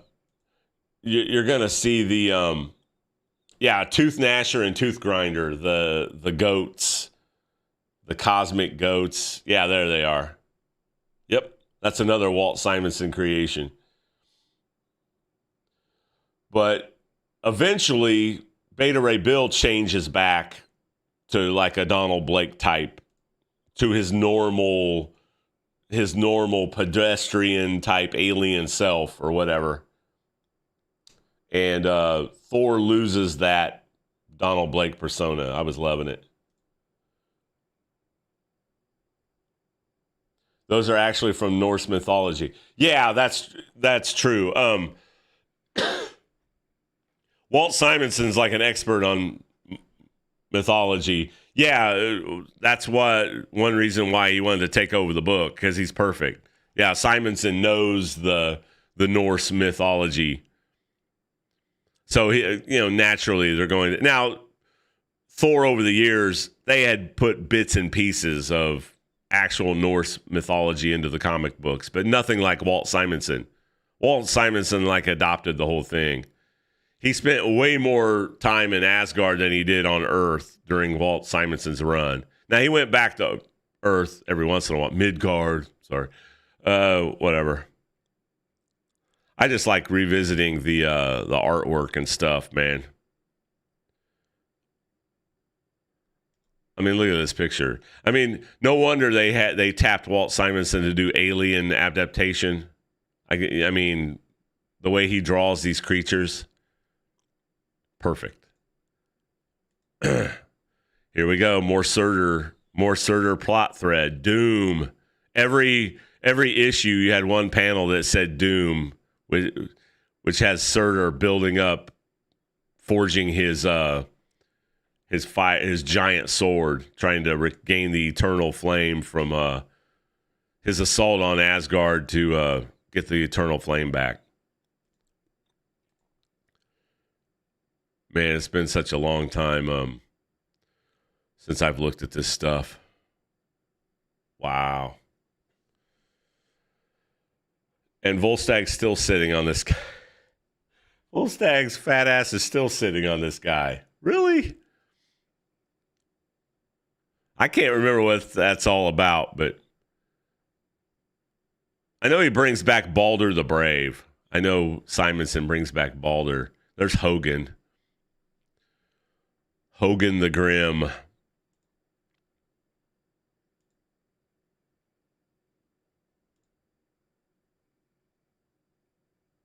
Scuttlebutt. Wait, the demons, they're disappearing.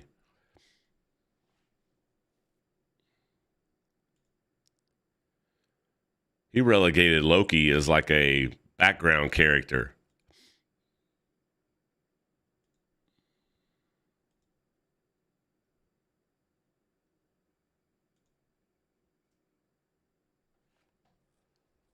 A series of books I really need to get my hands on and read sometime. Yeah, it's been a long time since I've read these. I picked all these up from the comic shop when I was a kid, and I just love looking through them. I'm just like, it's Walt Simonson eye candy. Oh, Robert Norton. Speaking of artists, another fine artist. Were you not collecting comic books at this time, or maybe you weren't around, or I'm not sure? A series of books. I think they have don't they have a Walt Simonson like hard collection or something? I'm sure they do. I had every issue. My I lost all my comic books in like 1999. I abandoned my entire collection. I had thousands.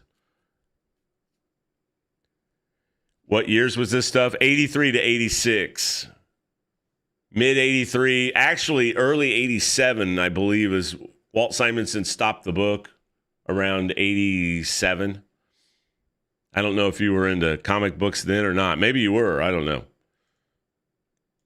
See, there we go. Here's where old Beta Ray Bill goes back to his pedestrian self, and Stormbreaker has become a Kane, and he's like, "What say you, Bill? Now you want to fight?" Now the tables have turned. I hadn't started reading comics by that point. It started in 88, 89. Yeah, you had said that. I think you had said that on one of your videos, the Todd McFarlane beginning. Even though I think Todd McFarlane started at DC. Didn't he start in DC in 86 with Infinity Inc.? I think so. I could be. My memory is getting so horrible. I'm in my mid 50s now, getting almost to I'm 54, getting to my mid 50s, and man, my hit memory. I have the Mandela.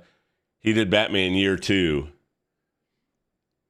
When did Super Patriot? When did Batman Year 2 come out? That one I don't know. I'm not a DC guy. I mean, I know some DC, but the last thing I ever collected with DC, I was collecting Blue Devil.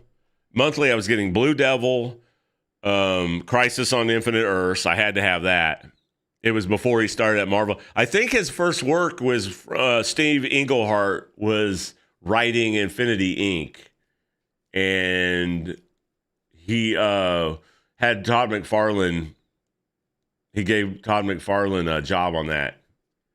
Or somebody at DC did. I think that was his first like commissioned DC work. I'm not right. Or I'm not 100% sure that I'm right on that, but my memory is, I used to pride myself on having a steel trap memory about this stuff, but the older I get, it's like I have the Mandela effect. Like I argued with a guy like a fucking idiot a couple months ago about Thunderbolts #1, and I swear to God, Thunderbolts #1 came out in 1987, and I argued with this guy, and he's like, "You moron, it came out in 97, not 87." I was like, "Nope." I vividly remember, and I was wrong. I was like, "Oh shit." My memory. I apologized to the guy. I was like, could have swore that was 87. Could have swore it was my senior year of high school that came out. And it was 97. I was like, really? It was a stupid thing to argue about, but anyway, now Thor's like, tables have turned, buddy. I can no longer have this Donald Blake weakness. Pretty cool. Yeah, here's that dragon that has been around since the 60s, and I can't remember. It's from Norse mythology, and I can't freaking remember the goddamn name of the dragon.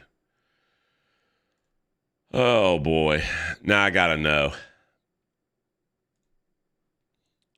I see Mark Grunwald is the editor now of the book. Is that right? Now we see this is basically Thor's first appearance in Midgard under Walt Simonson. Nice little blank panels there. They didn't want to spoil what was a storyline that was going to happen, so they put the panels blank. That's kind of interesting. Oh boy, that's Lorelei. Yeah, sent from Loki. Fafnir. Yeah, that might be right. That might be right.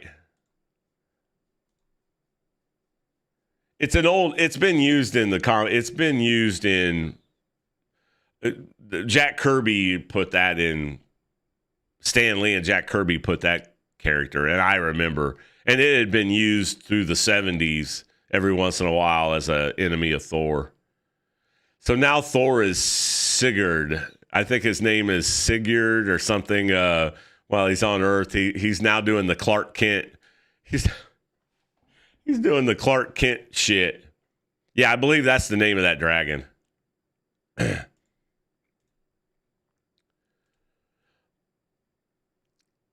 I'm gonna switch over to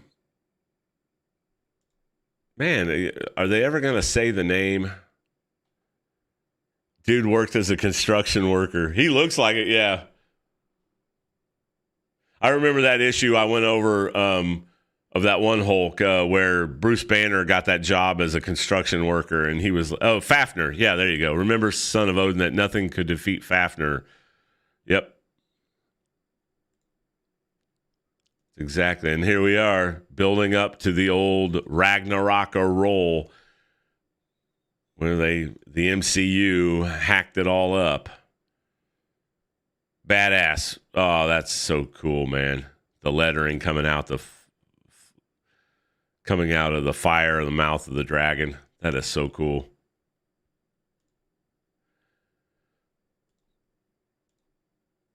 I think The Last Viking. Anyway, I wanted to look at Thor 390. Who is the I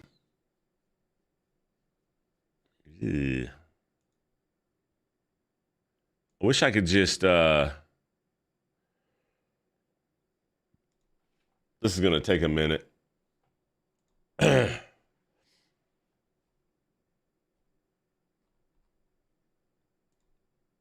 This desktop app is not good at all. Wish there was a way I could probably set up some sort of display thing on my iPad, and I could bring all these up. I got to bookmark these ahead of time on my Stream Deck. I was lazy. I wasn't even sure if I was going to get on here and yap about comic books. What am I looking at? Oh, I passed it. Duh. 390. Here we go. Avengers Assemble. Oh, yeah. Okay. I've seen this cover. I've never read this issue. 1988. I was wrong. I said 89 earlier. I was wrong. They're already talking about a twist. Ron Friends. Scott Breeding is the Ron Friends, and I believe it's Scott Breeding. I think he might have Scott Breeding. I think he might have done a couple issues of Power Man Iron Fist. I could be wrong about that. I like the cover. That's decent. Pretty cool. That's decent. I wish I could fucking draw like that. Let's put it that way. Not crazy about this Thor. This is kind of a throwback Thor pose. I think Kirby. He's trying to channel some Kirby there. I don't know. I could be wrong. I could be full of shit. Often. Ron Friends. Ron Friends, I know him from the mid-'80s Spider-Man run that he did with the Hobgoblin and the Rose and all those characters. Not my favorite art, not near my favorite Spider-Man artist, but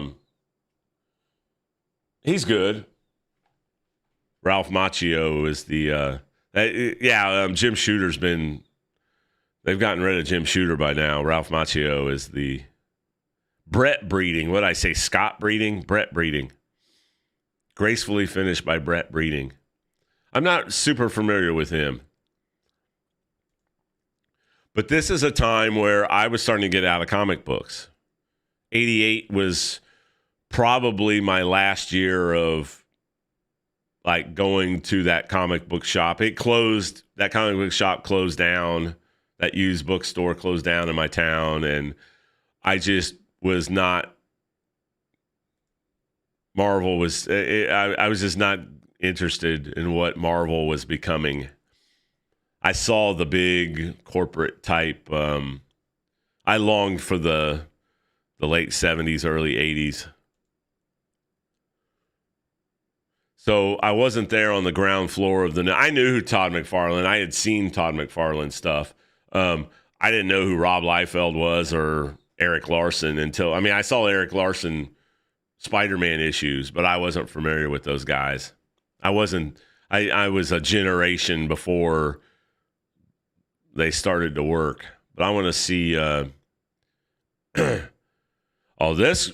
like that character. That could be like a G.I. Joe Cobra villain. God, I wish I had the fucking G.I. Joe shit. God damn it.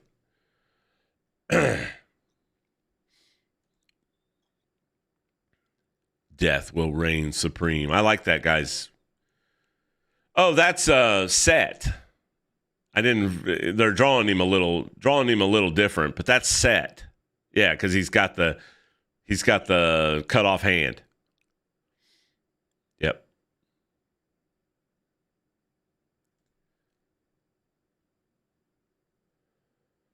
Yeah, I don't like that. I don't like that panel right there that much.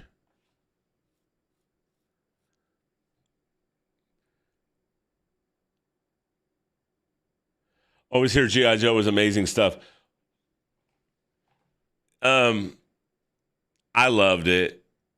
I love the animated. I'm a big G.I. Joe nut from the early 80s.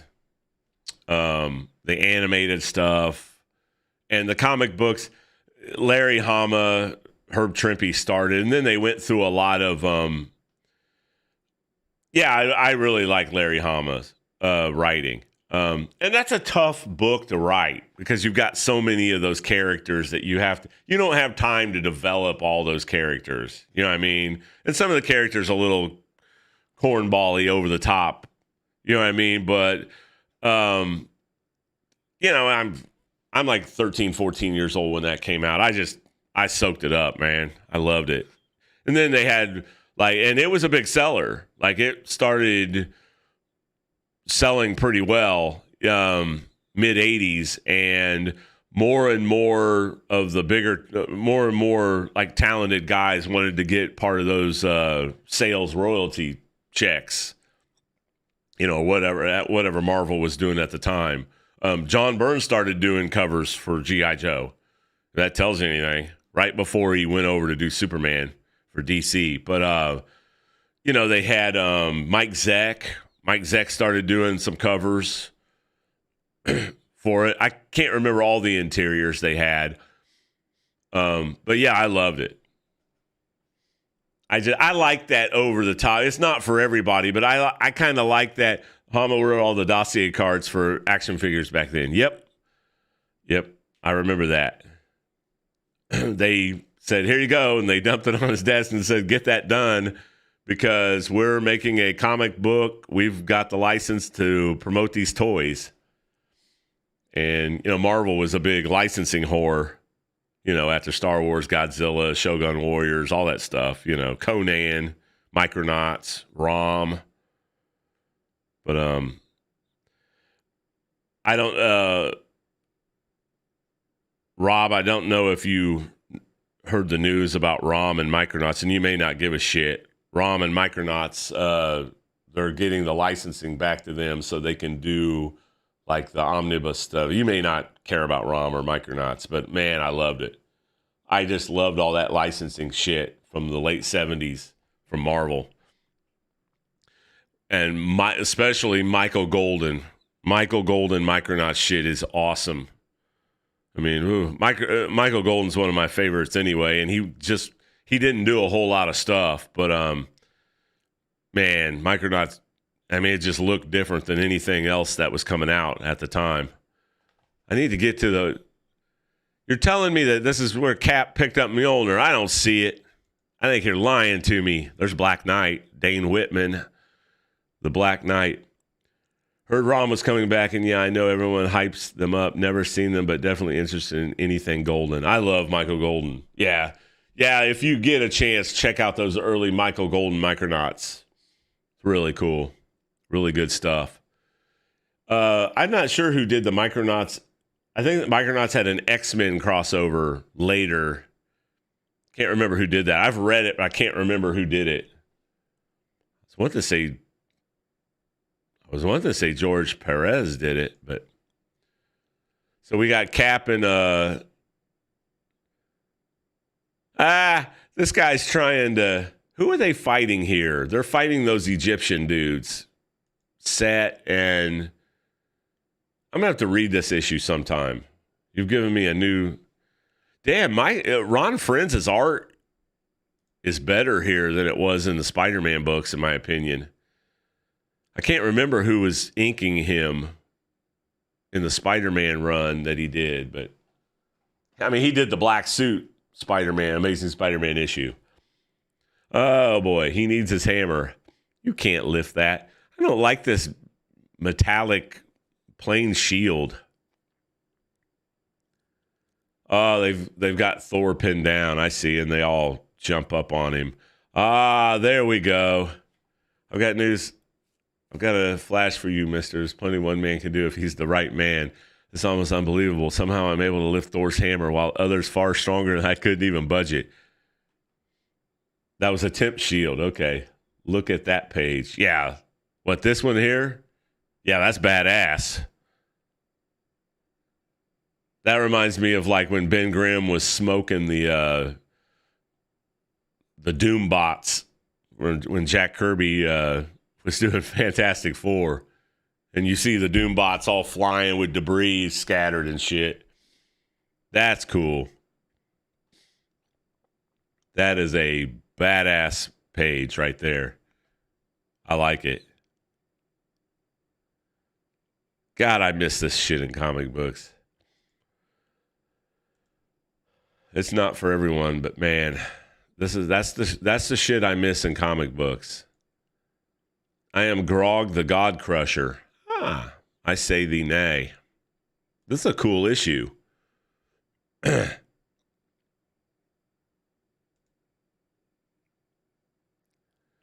I'm simple.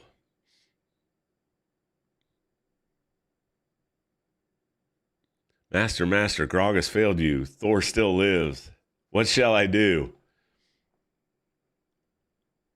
Thor battles a dynamic new supervillain side by side with the Amazing Spider-Man. Sweet. The Hammer Strikes. They didn't change the name of his mail thing for a long time. That's what it was when in the early 80s, I believe. I don't know what it was in the 70s. When I was like late 70s, early 80s, I'd rush home and read these things first. Trying to get some inside information on some shit. Oh, that was cool. I like that one. I might have to check out some of these late. Oh, remember Super Patriot? We were arguing about Steve Englehart's early run with Sal Buscema. We weren't really arguing, but you thought Frank Miller couldn't do it because he's some sort of raging liberal, but I disagree. I don't think Frank Miller puts his politics into books. And I don't think at the time he didn't. This is Steve Englehart. This is from 1974. This is Steve Englehart. This is where he dumps. This is Sal Buscema. Captain America must die. This is the issue after where Hawkeye dresses up like the Golden Archer and like stalks Captain America, trying to get him to convince, or he stalks Steve Rogers. He's like, how does this guy know who I am? Look at how he portrayed Superman in Batman Returns. Yeah, but I mean, he might get a little political. I mean, explain what you're talking about. I'm not, like I said, I don't really care what he does in DC.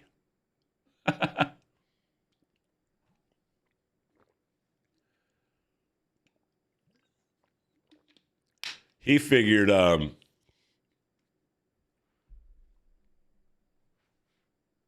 don't know. He figured he changed Batman. He might throw a curveball with Superman. I don't know. Frank Miller wasn't a guy that really, in my opinion, I don't think I couldn't tell his politics when I read his early stuff at Marvel. It's like, you read modern comic books today, you know these guys, you know what these people's politics are. They tell you. They fucking spill it out to you. I mean, they might as well mail a letter to you telling you what their fucking politics are. I don't care what the writer's politics are. I really don't. I mean, you can adapt a story around, you can make little subliminal messages. Steve Englehart was what do they call it? A conscientious objector. He was honorably discharged from the military. He was like, I don't want to fight. I don't want to go to Vietnam. So that's kind of counterintuitive to put him on Captain America. But he wrote a patriotic Captain America, but he also wrote it from another. Superman, on the other hand, stood for truth, justice, and the American way. He didn't really deal with any political characters at Marvel. Yeah, that's true. Daredevil wasn't political in any way, and neither really was Wolverine. Or I never read Ronin. He did a Ronin series, and I never read that book. But Steve Englehart, he wrote a patriotic Captain America. Just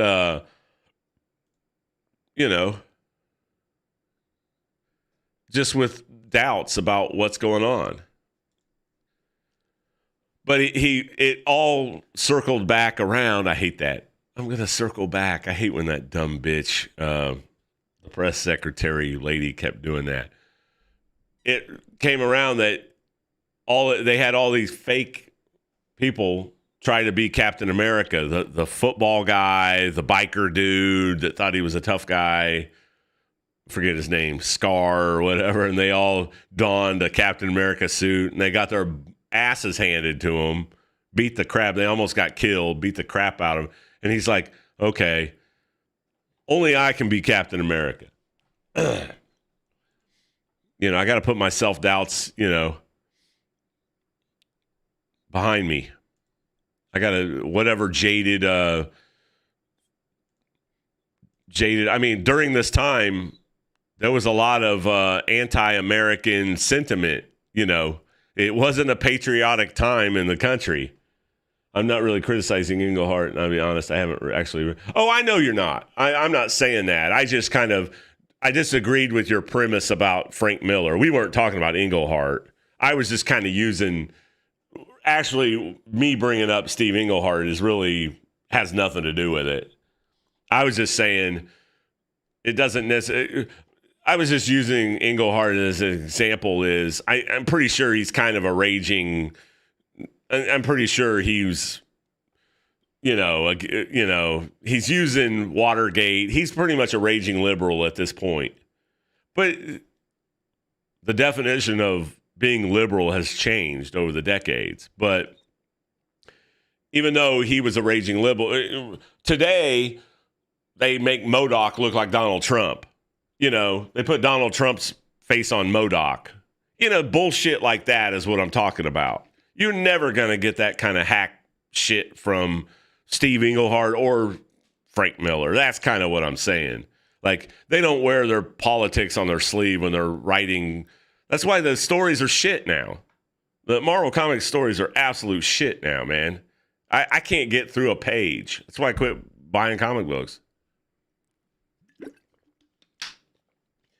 I don't care about the writer's personal politics. The character is what matters, not your fucking own. Leave your own. They make Jordan Peterson sound like the Red Skull. Exactly. That's nonsense. Here we're having a little flashback of his origin here. You killed him, you skunk.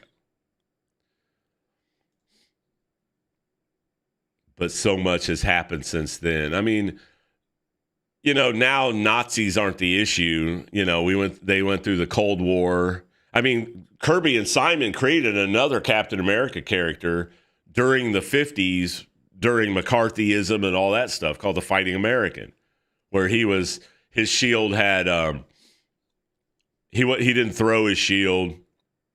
It was different. And then Rob Liefeld wanted to pick the character back up, and Marvel actually sued Rob Liefeld.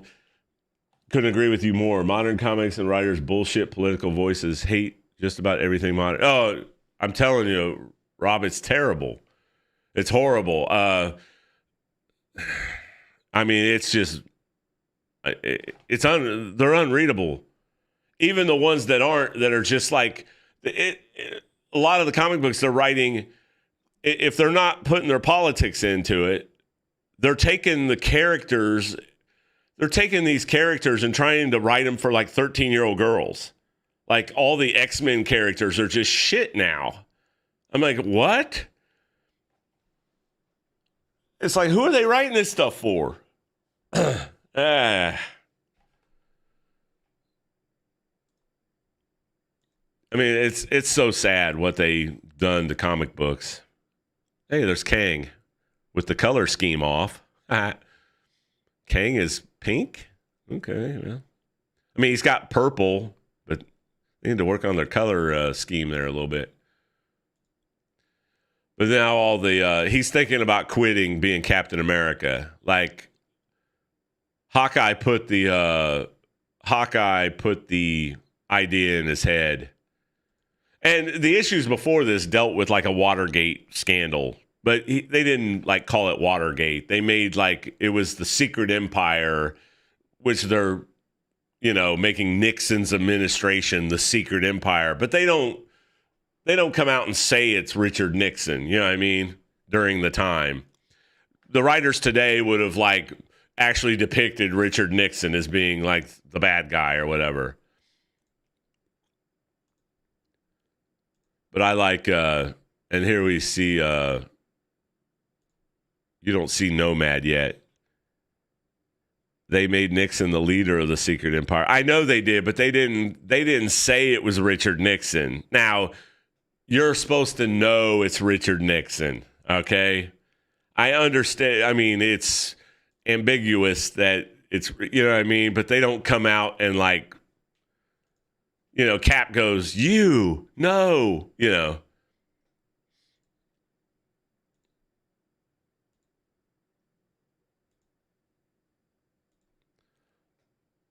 Hey, the red suited Falcon. This is where Falcon first gets his wings. Like the original Falcon swung on a rope. Like he didn't have the microcircuitry in the wings that now he can fly. Now he's like, this is his first, and he feels like Captain America abandoned him because Captain America's like, dude, I don't want to be this symbol anymore. So he's pretty much on his own here. When I remember reading this as a kid. I remember this is one of the very first back issues I ever bought. I wasn't reading comic books when this hit the stands in 74 or early 75, but I had picked this up by like 1977, 1978 when in back issue bins. I got all these Captain Americas. I just love this stuff. I love this where he separates one of the Zodiac crew from the Avengers enemy team, and they separate their life essence and they become two Lucifers. Holy crow, there's two of them, but their powers are halved, and the Falcon is on his own, and they kick the Falcon's butt. But this is where Captain America becomes Nomad. And then Frank Robbins takes over as the art, and then I became not that interested in it. I like, he's talking about the super soldier serum here, and but here's the new Captain America, the baseball player. I said football player, but first off, I'm quitting the Bears. The Bears are baseball. Okay. A new Captain America, incredible. You can tell Steve Englehart might not know anything about sports.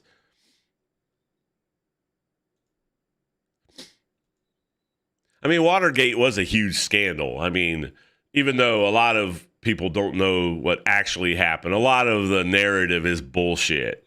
Like, you know what I mean? But, you know, I can understand like writers doing stories about it. But I like how he's swinging down to stop this bank heist, and he slams into the wall with his crappy fake shield, and he breaks his arm. So much for this Captain America. So here he dons some green mask. He just happens to get, some of these are so corny, like a ski mask. Throws a buck on the counter. There just happens to be a box of masks in this store. Okay. Bam. I'm going to save the Falcon. And the Falcon's pissed. The Falcon gets pissed off. Okay, this next issue is when Hawkeye becomes... I loved this issue when I was a kid. Now I read it, it's kind of corny. But who does that cover? I'm thinking that's Frank there's some Frank Robbins in that cover. It's funny in some of the fan mail letters, they're bashing Frank Robbins art. They're like, please get Frank Robbins off the book. And they fucking printed the letter. Now, this is Sal Buscema and Vince Colletta. Vince Colletta, of course, is a famous inker, you know, doing Fantastic Four for a long time.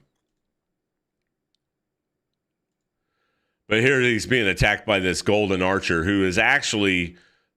that character's from the Squadron Supreme, but I just didn't understand this as a kid when I first read it. I was like, here's the biker gang guy. Baseball player strikes out as Captain America, and he's like, anybody could climb into that costume and ride, meaning Miss Turpin's kid Scar. So this guy thinks he's going to be the next Captain America with his Scar, this Hell's Angel biker guy. It's hilarious. I love these stories, though, man. I'd much rather read this than this new garbage they've got. That's all from Avengers 107 with the Space Phantom and all that. I miss these old comic books. This is old Peggy Carter, who Captain America's trying to be polite and say, well, you're too old for me because I didn't age while I was in that iceberg. And you're some old hag now. So get out of my life. I like young women. So it's like, Cap, you've come back. And like, no, Captain America is no more. What we had was beautiful, Peggy, but today it can't exist. She runs off. And then attacked by the Golden Archer, who actually isn't the Golden Archer. I instinctively grabbed a trash can lid as a shield. When we were kids, man, we'd shoot. My neighbor friend had a BB gun, and we would like block the BB with thinking we were. Never mind. I had my mom sew me up a cheapy Captain America shirt. I wore it to school one day, and the kids laughed at me. I was like, "Screw you guys." So anyway, they had a Captain America TV show with Reb Brown or whatever.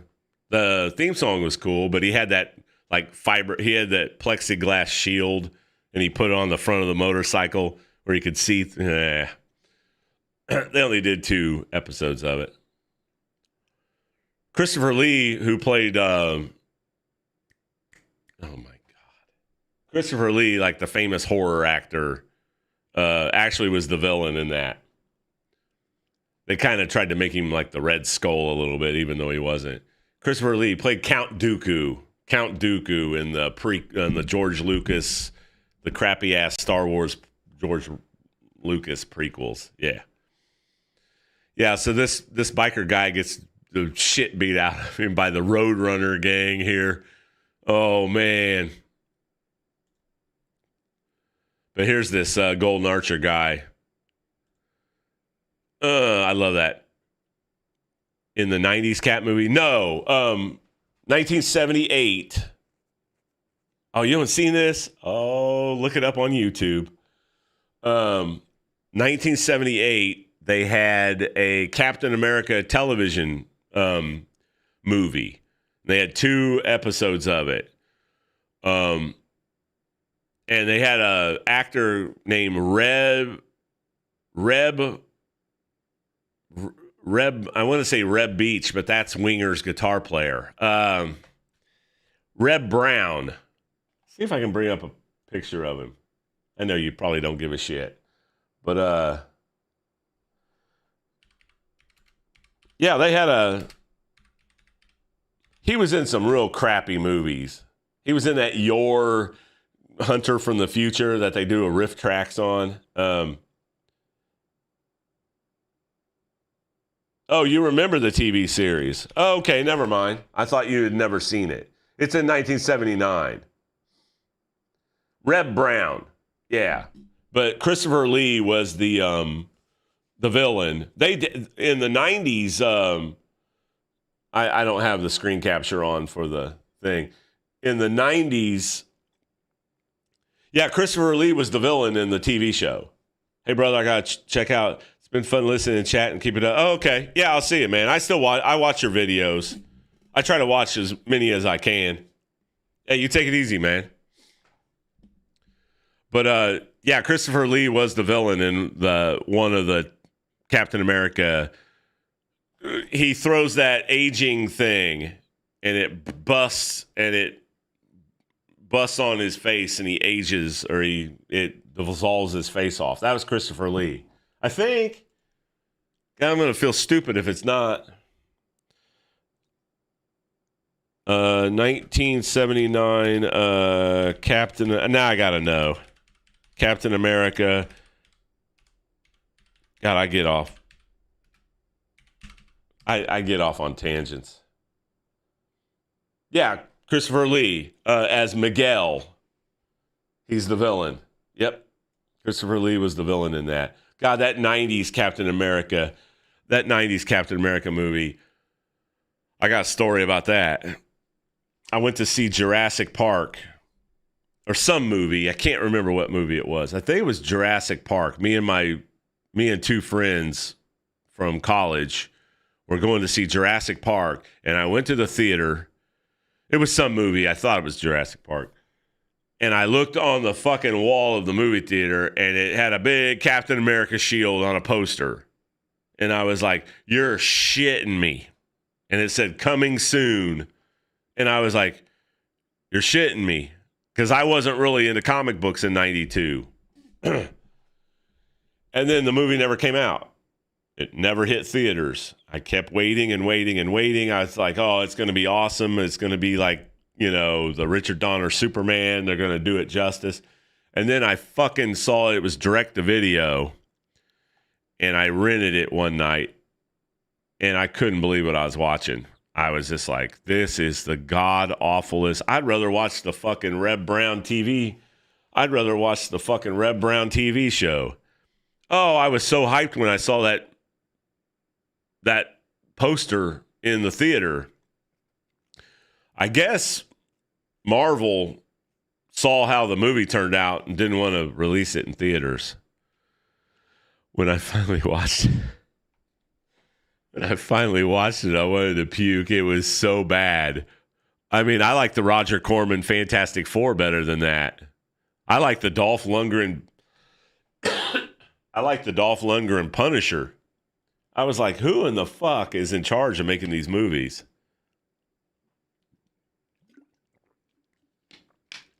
I mean, I thought it was I thought it was getting the Michael Keaton Batman treatment. You know what I mean? Oh, boy. Yeah, the Shield was better. Yep. Yeah, that was strange to do the plexiglass shield. And the motorcycle helmet had the wings. He wore the motorcycle helmet for the mask. Yeah, don't get me wrong. The TV show was not good. Anyway, we got Captain America battling Golden Archer. And then this this panel gets mocked a lot. It's like, ugh. He's like, hey, don't. I surrender, Uncle. What? Your voice changed. Motorcycle helmet was better than the plastic ears. Oh, yeah. Yeah, actually, at the time, I thought the motorcycle helmet looked kind of cool when I was a kid, when I watched it. Yeah, I remember I begged my parents to let. Oh, that was on a Friday night that came out, though. But I begged my parents to let me watch it because I think they wanted to watch something off. Yeah, they mock this. They mock this. It's like, why not have Clint Barton? Yeah, he pulls off this mask and like you've got a pointy Hawkeye mask. Need we reintroduce this hero? I guess it has the effect if it pulled it off, because in the comic book at this time, Clint Barton looked exactly like Steve Rogers almost. You couldn't really tell him, depending on who was drawing him. Most people drew him exactly the same. They both had the blonde hair. Like it was hard when they weren't in costume. It was hard to know which one was which, even though they drew Captain America a little more muscular, just a little. But Sal Buscema basically draws everyone's body the same. You know what I mean?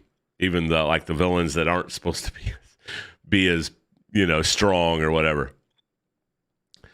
Save the letter from having to go. Bubble Cap saying Clint Barton. Yeah, basically going Clint Barton, Hawkeye. But they could have done that. But yeah, that was silly.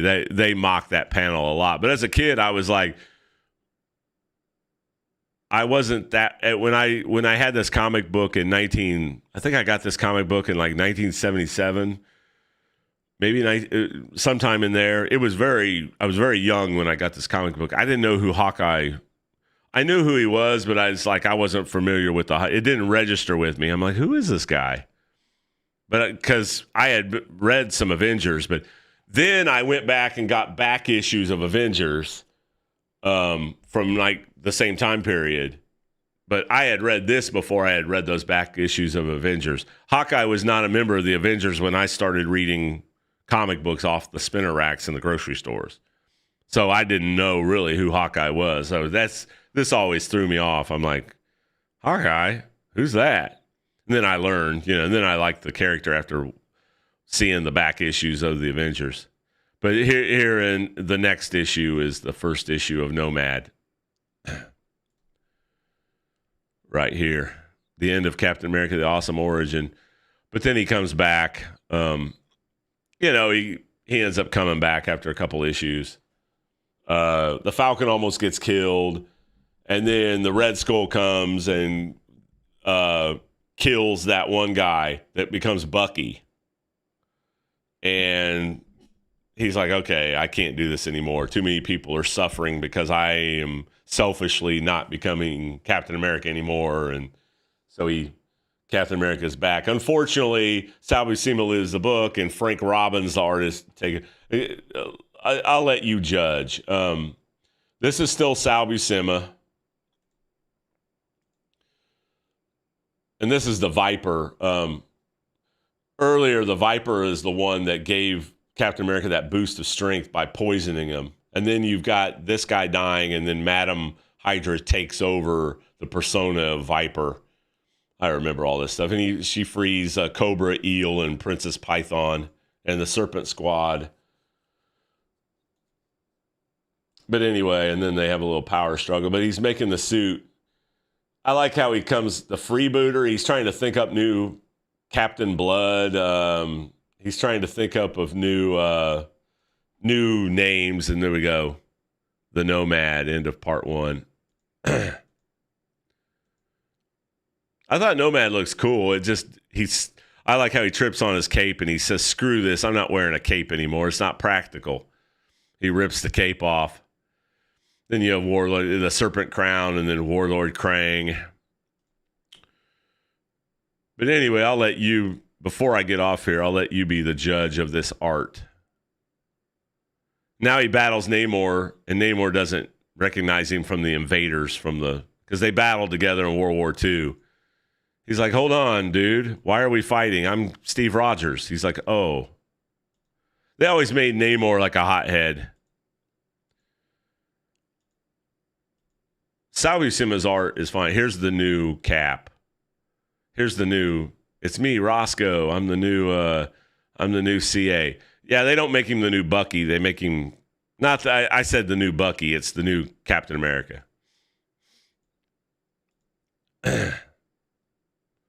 But he gets killed. Here we go.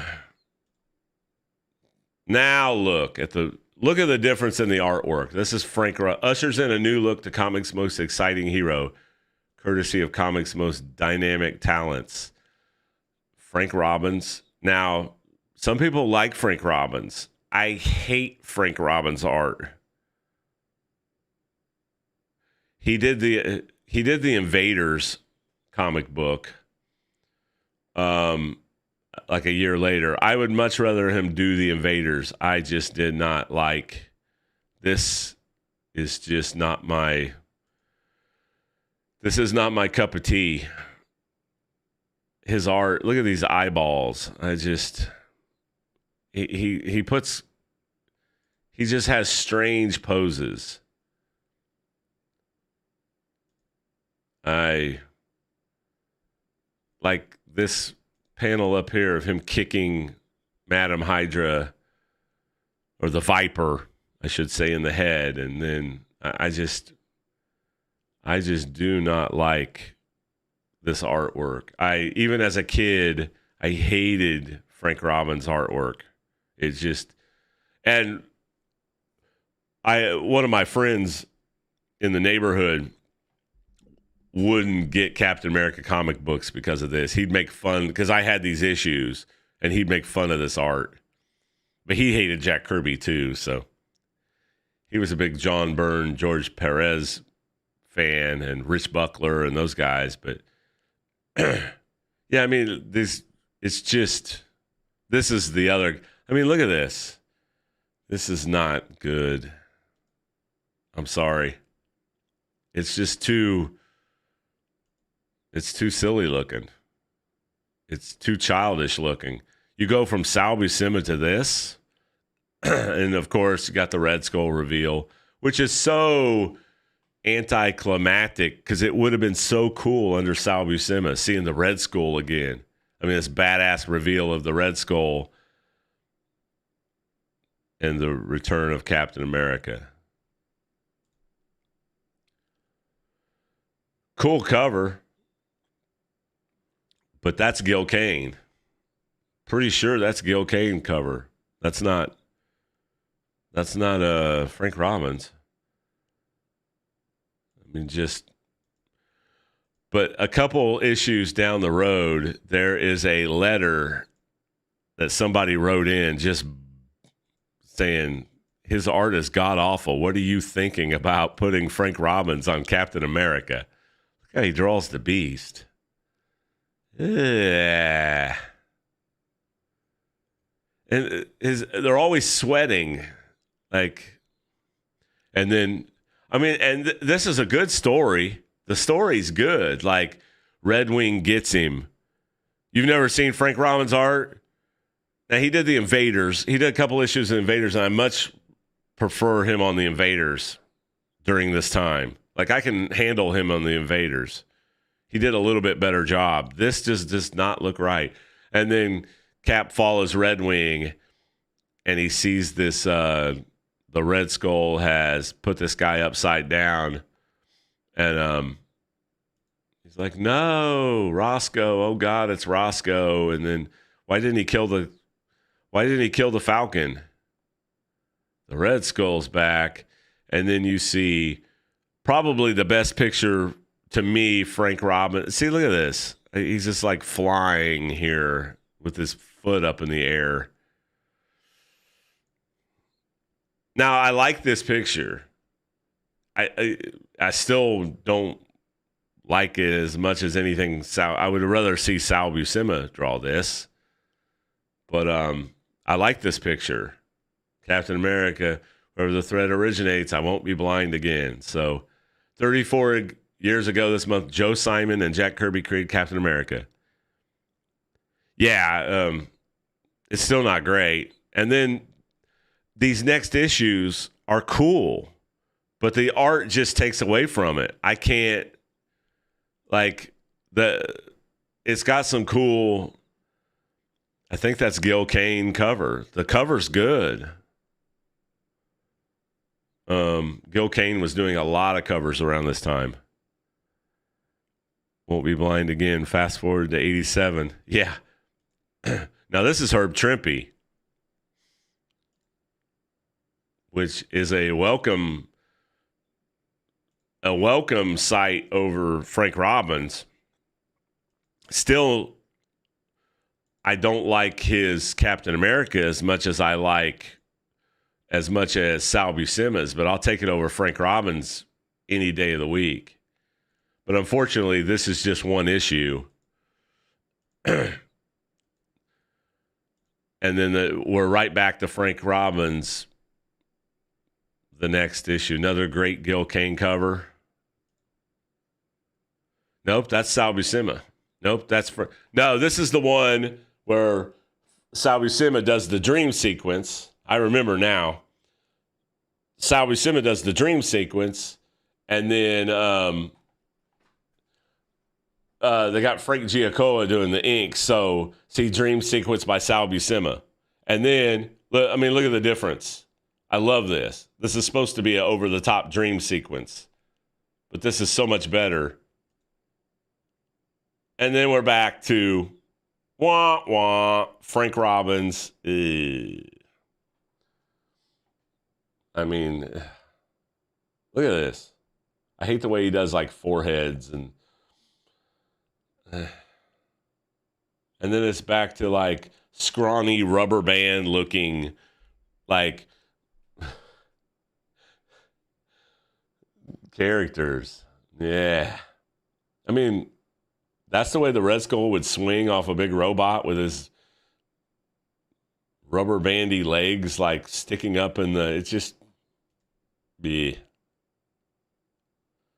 And he throws the red dust. And I mean, the story's cool. The premise of the story is kind of cool, but I just can't get over the art. But they write in and just lambaste him. Could you imagine going from John Byrne to Frank Robbins? I mean, look at this kick. The boots look rubbery. I mean, she's spitting in the Red Skull's eye here. What'd she have? A fucking whole mouthful of water? I mean, good God. I'm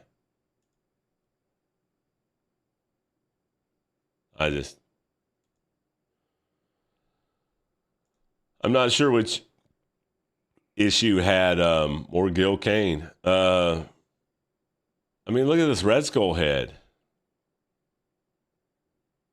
Huh? Yeah. Can't do it.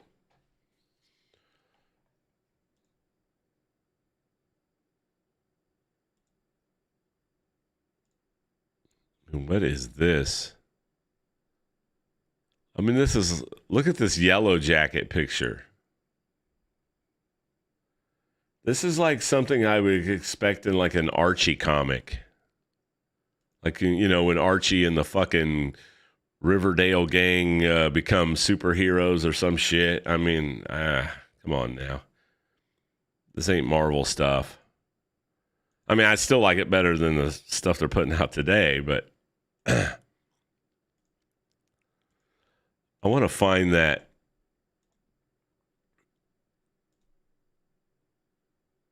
And then Captain America just kind of goes off the rails here. Some of the stories just become like really nonsensical. Like they put Captain America in a maze. Yeah, we went from and then luckily Sal Buscema comes back on the book later. The Alchemoid.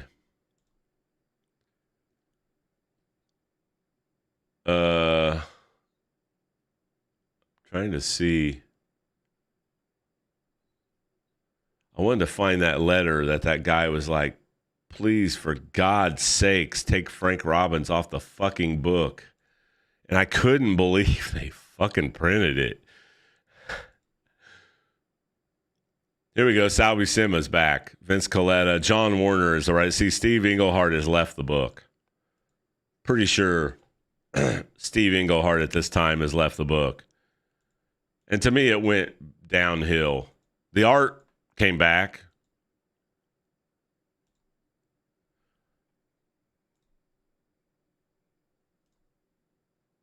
Tony Isabella and Frank Robbins. Oh, geez. Frank Robbins is back for an issue. He would soon leave, though. God, I hate this artwork. I mean, I wouldn't mind this artwork if it were like something different. Like this is your big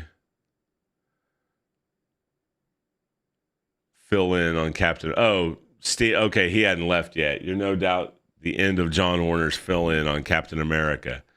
I can't. I'm trying to find the.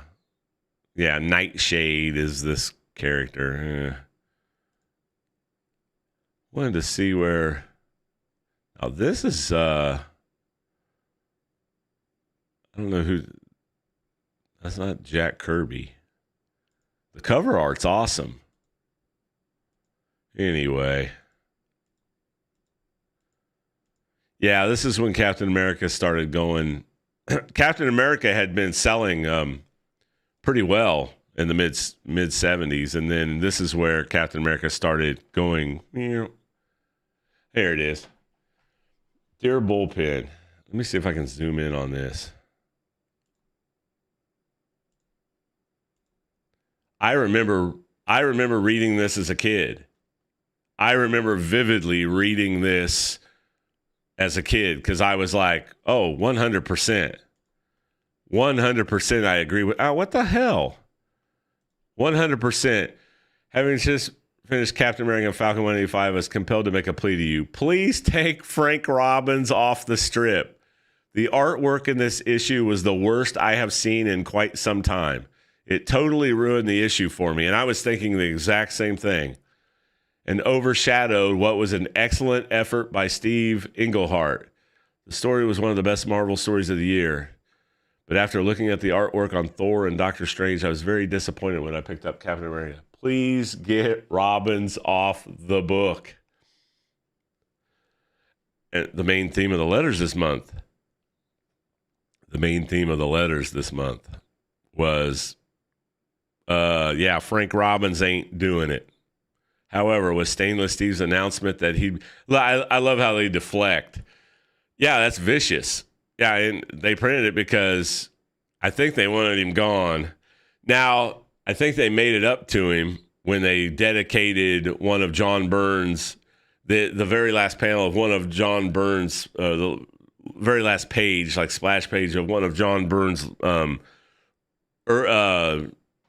couple years down the road, was dedicated to Frank Robbins. The first, it was a Baron Blood story, a character that fought the invaders, and Frank Robbins was the very first guy to draw Baron Blood. So they made like a tribute to him. But I love how they deflect here. Stainless Steve's announcement that he'd be dropping off the scripting chores here, and that proclamation contained his belief that he'd soon be back. We don't even want to think about what last month's notice of his permanent departure will do for the merry Marvel mailman. So Steve Englehart is leaving the book, but I love how they, deflect and they don't like go, yeah, we've been getting a lot of criticism about Frank Robbins' art, but it's so funny reading these again because I remember sitting up in my bedroom, and I'm fucking 8-9 years old reading these going, yeah, that guy sucks. Even at 8-9 years old, I recognize how bad that art was.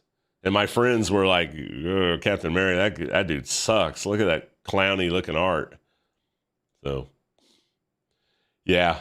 And I remember It's like a fucking flashback to remember that shit that I vividly remember as a kid. I can't remember if they printed any. Man, that was a different time. Yeah. You had to wait. You had to wait like months before you saw the feedback on a certain issue. You know what I mean? This is like 5 issues later. You know, it's snail mail. Yeah, it's a different time, man. I miss it. I mean, I miss those days. But anyway. Oh, man, I got to get off here. My voice is, my allergies are really bad. A 3-day weekend. I'm talking about the guy leaving. They printed everyone's address.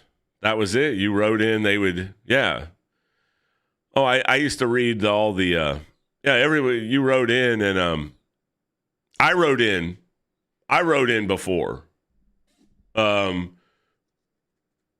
in the early 80s, I wrote them a letter, and it didn't get printed because it was probably nonsensical. You know, I'm maybe 12 years old. I wrote Marvel a letter. I forget what it was about. I forget what I think it was a Spider-Man. I think I wrote a letter about a Spider-Man story. Oh, could you bring back this? Shut up, you stupid ass kids, Mac. By the way, can I get a job? I can write comic books. Yeah, sure. But anyway, yeah, I did write Marvel a letter. Because I had to bum a stamp off my mom. My mom was just happy I was reading something. I can't remember how old I was when I wrote. It wasn't when I was like 8 or 9, but it was like when I was like 12 or 13. I can't remember. I wrote a letter about Spider-Man. Can't remember what it was. I think I was in middle school. Like, I really liked your comic book. Can you send me some free comic books? Shut up, stupid. Anyway, I'm going to...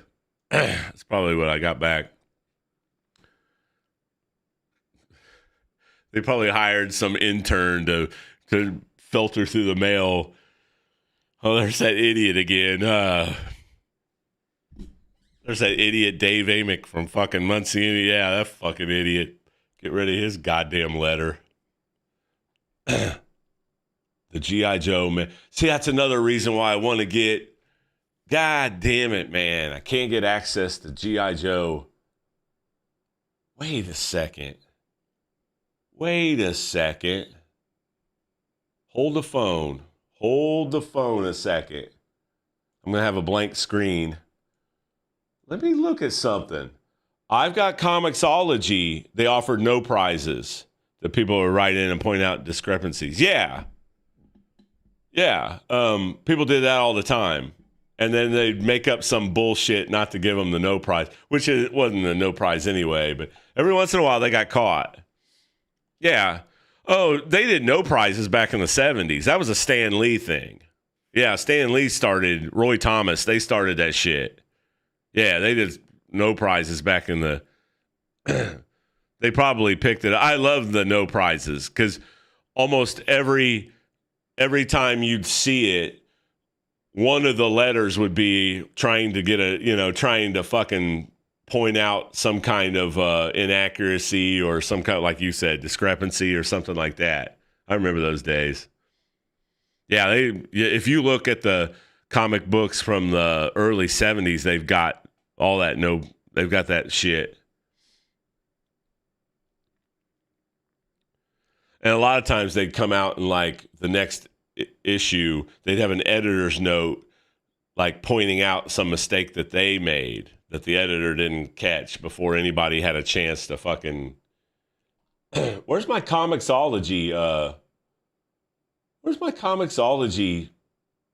I have a subscription to Comixology, but I think I might have canceled it. I wonder, I'm going to do some research and see if I can't get some G.I. Joe, digital G.I. Joe through Comixology. If that's the case, then... But I think I canceled my Comixology subscription because I just wasn't using it enough. Because I was doing it to point out the horrible new comic books that I'm looking at right now that I'm not showing on the screen. Like this. Oh, boy.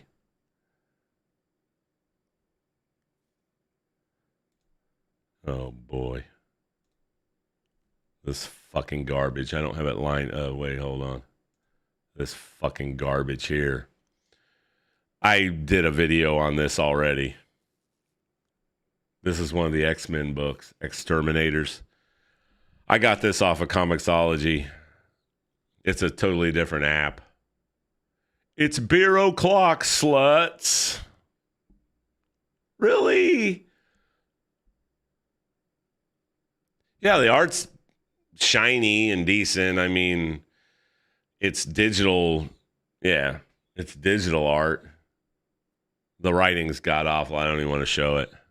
I got it. Anyway, I will do some research and see through Comixology. I still don't think I can get access to G.I. Joe. But if I can, I'll get them. I'll get some.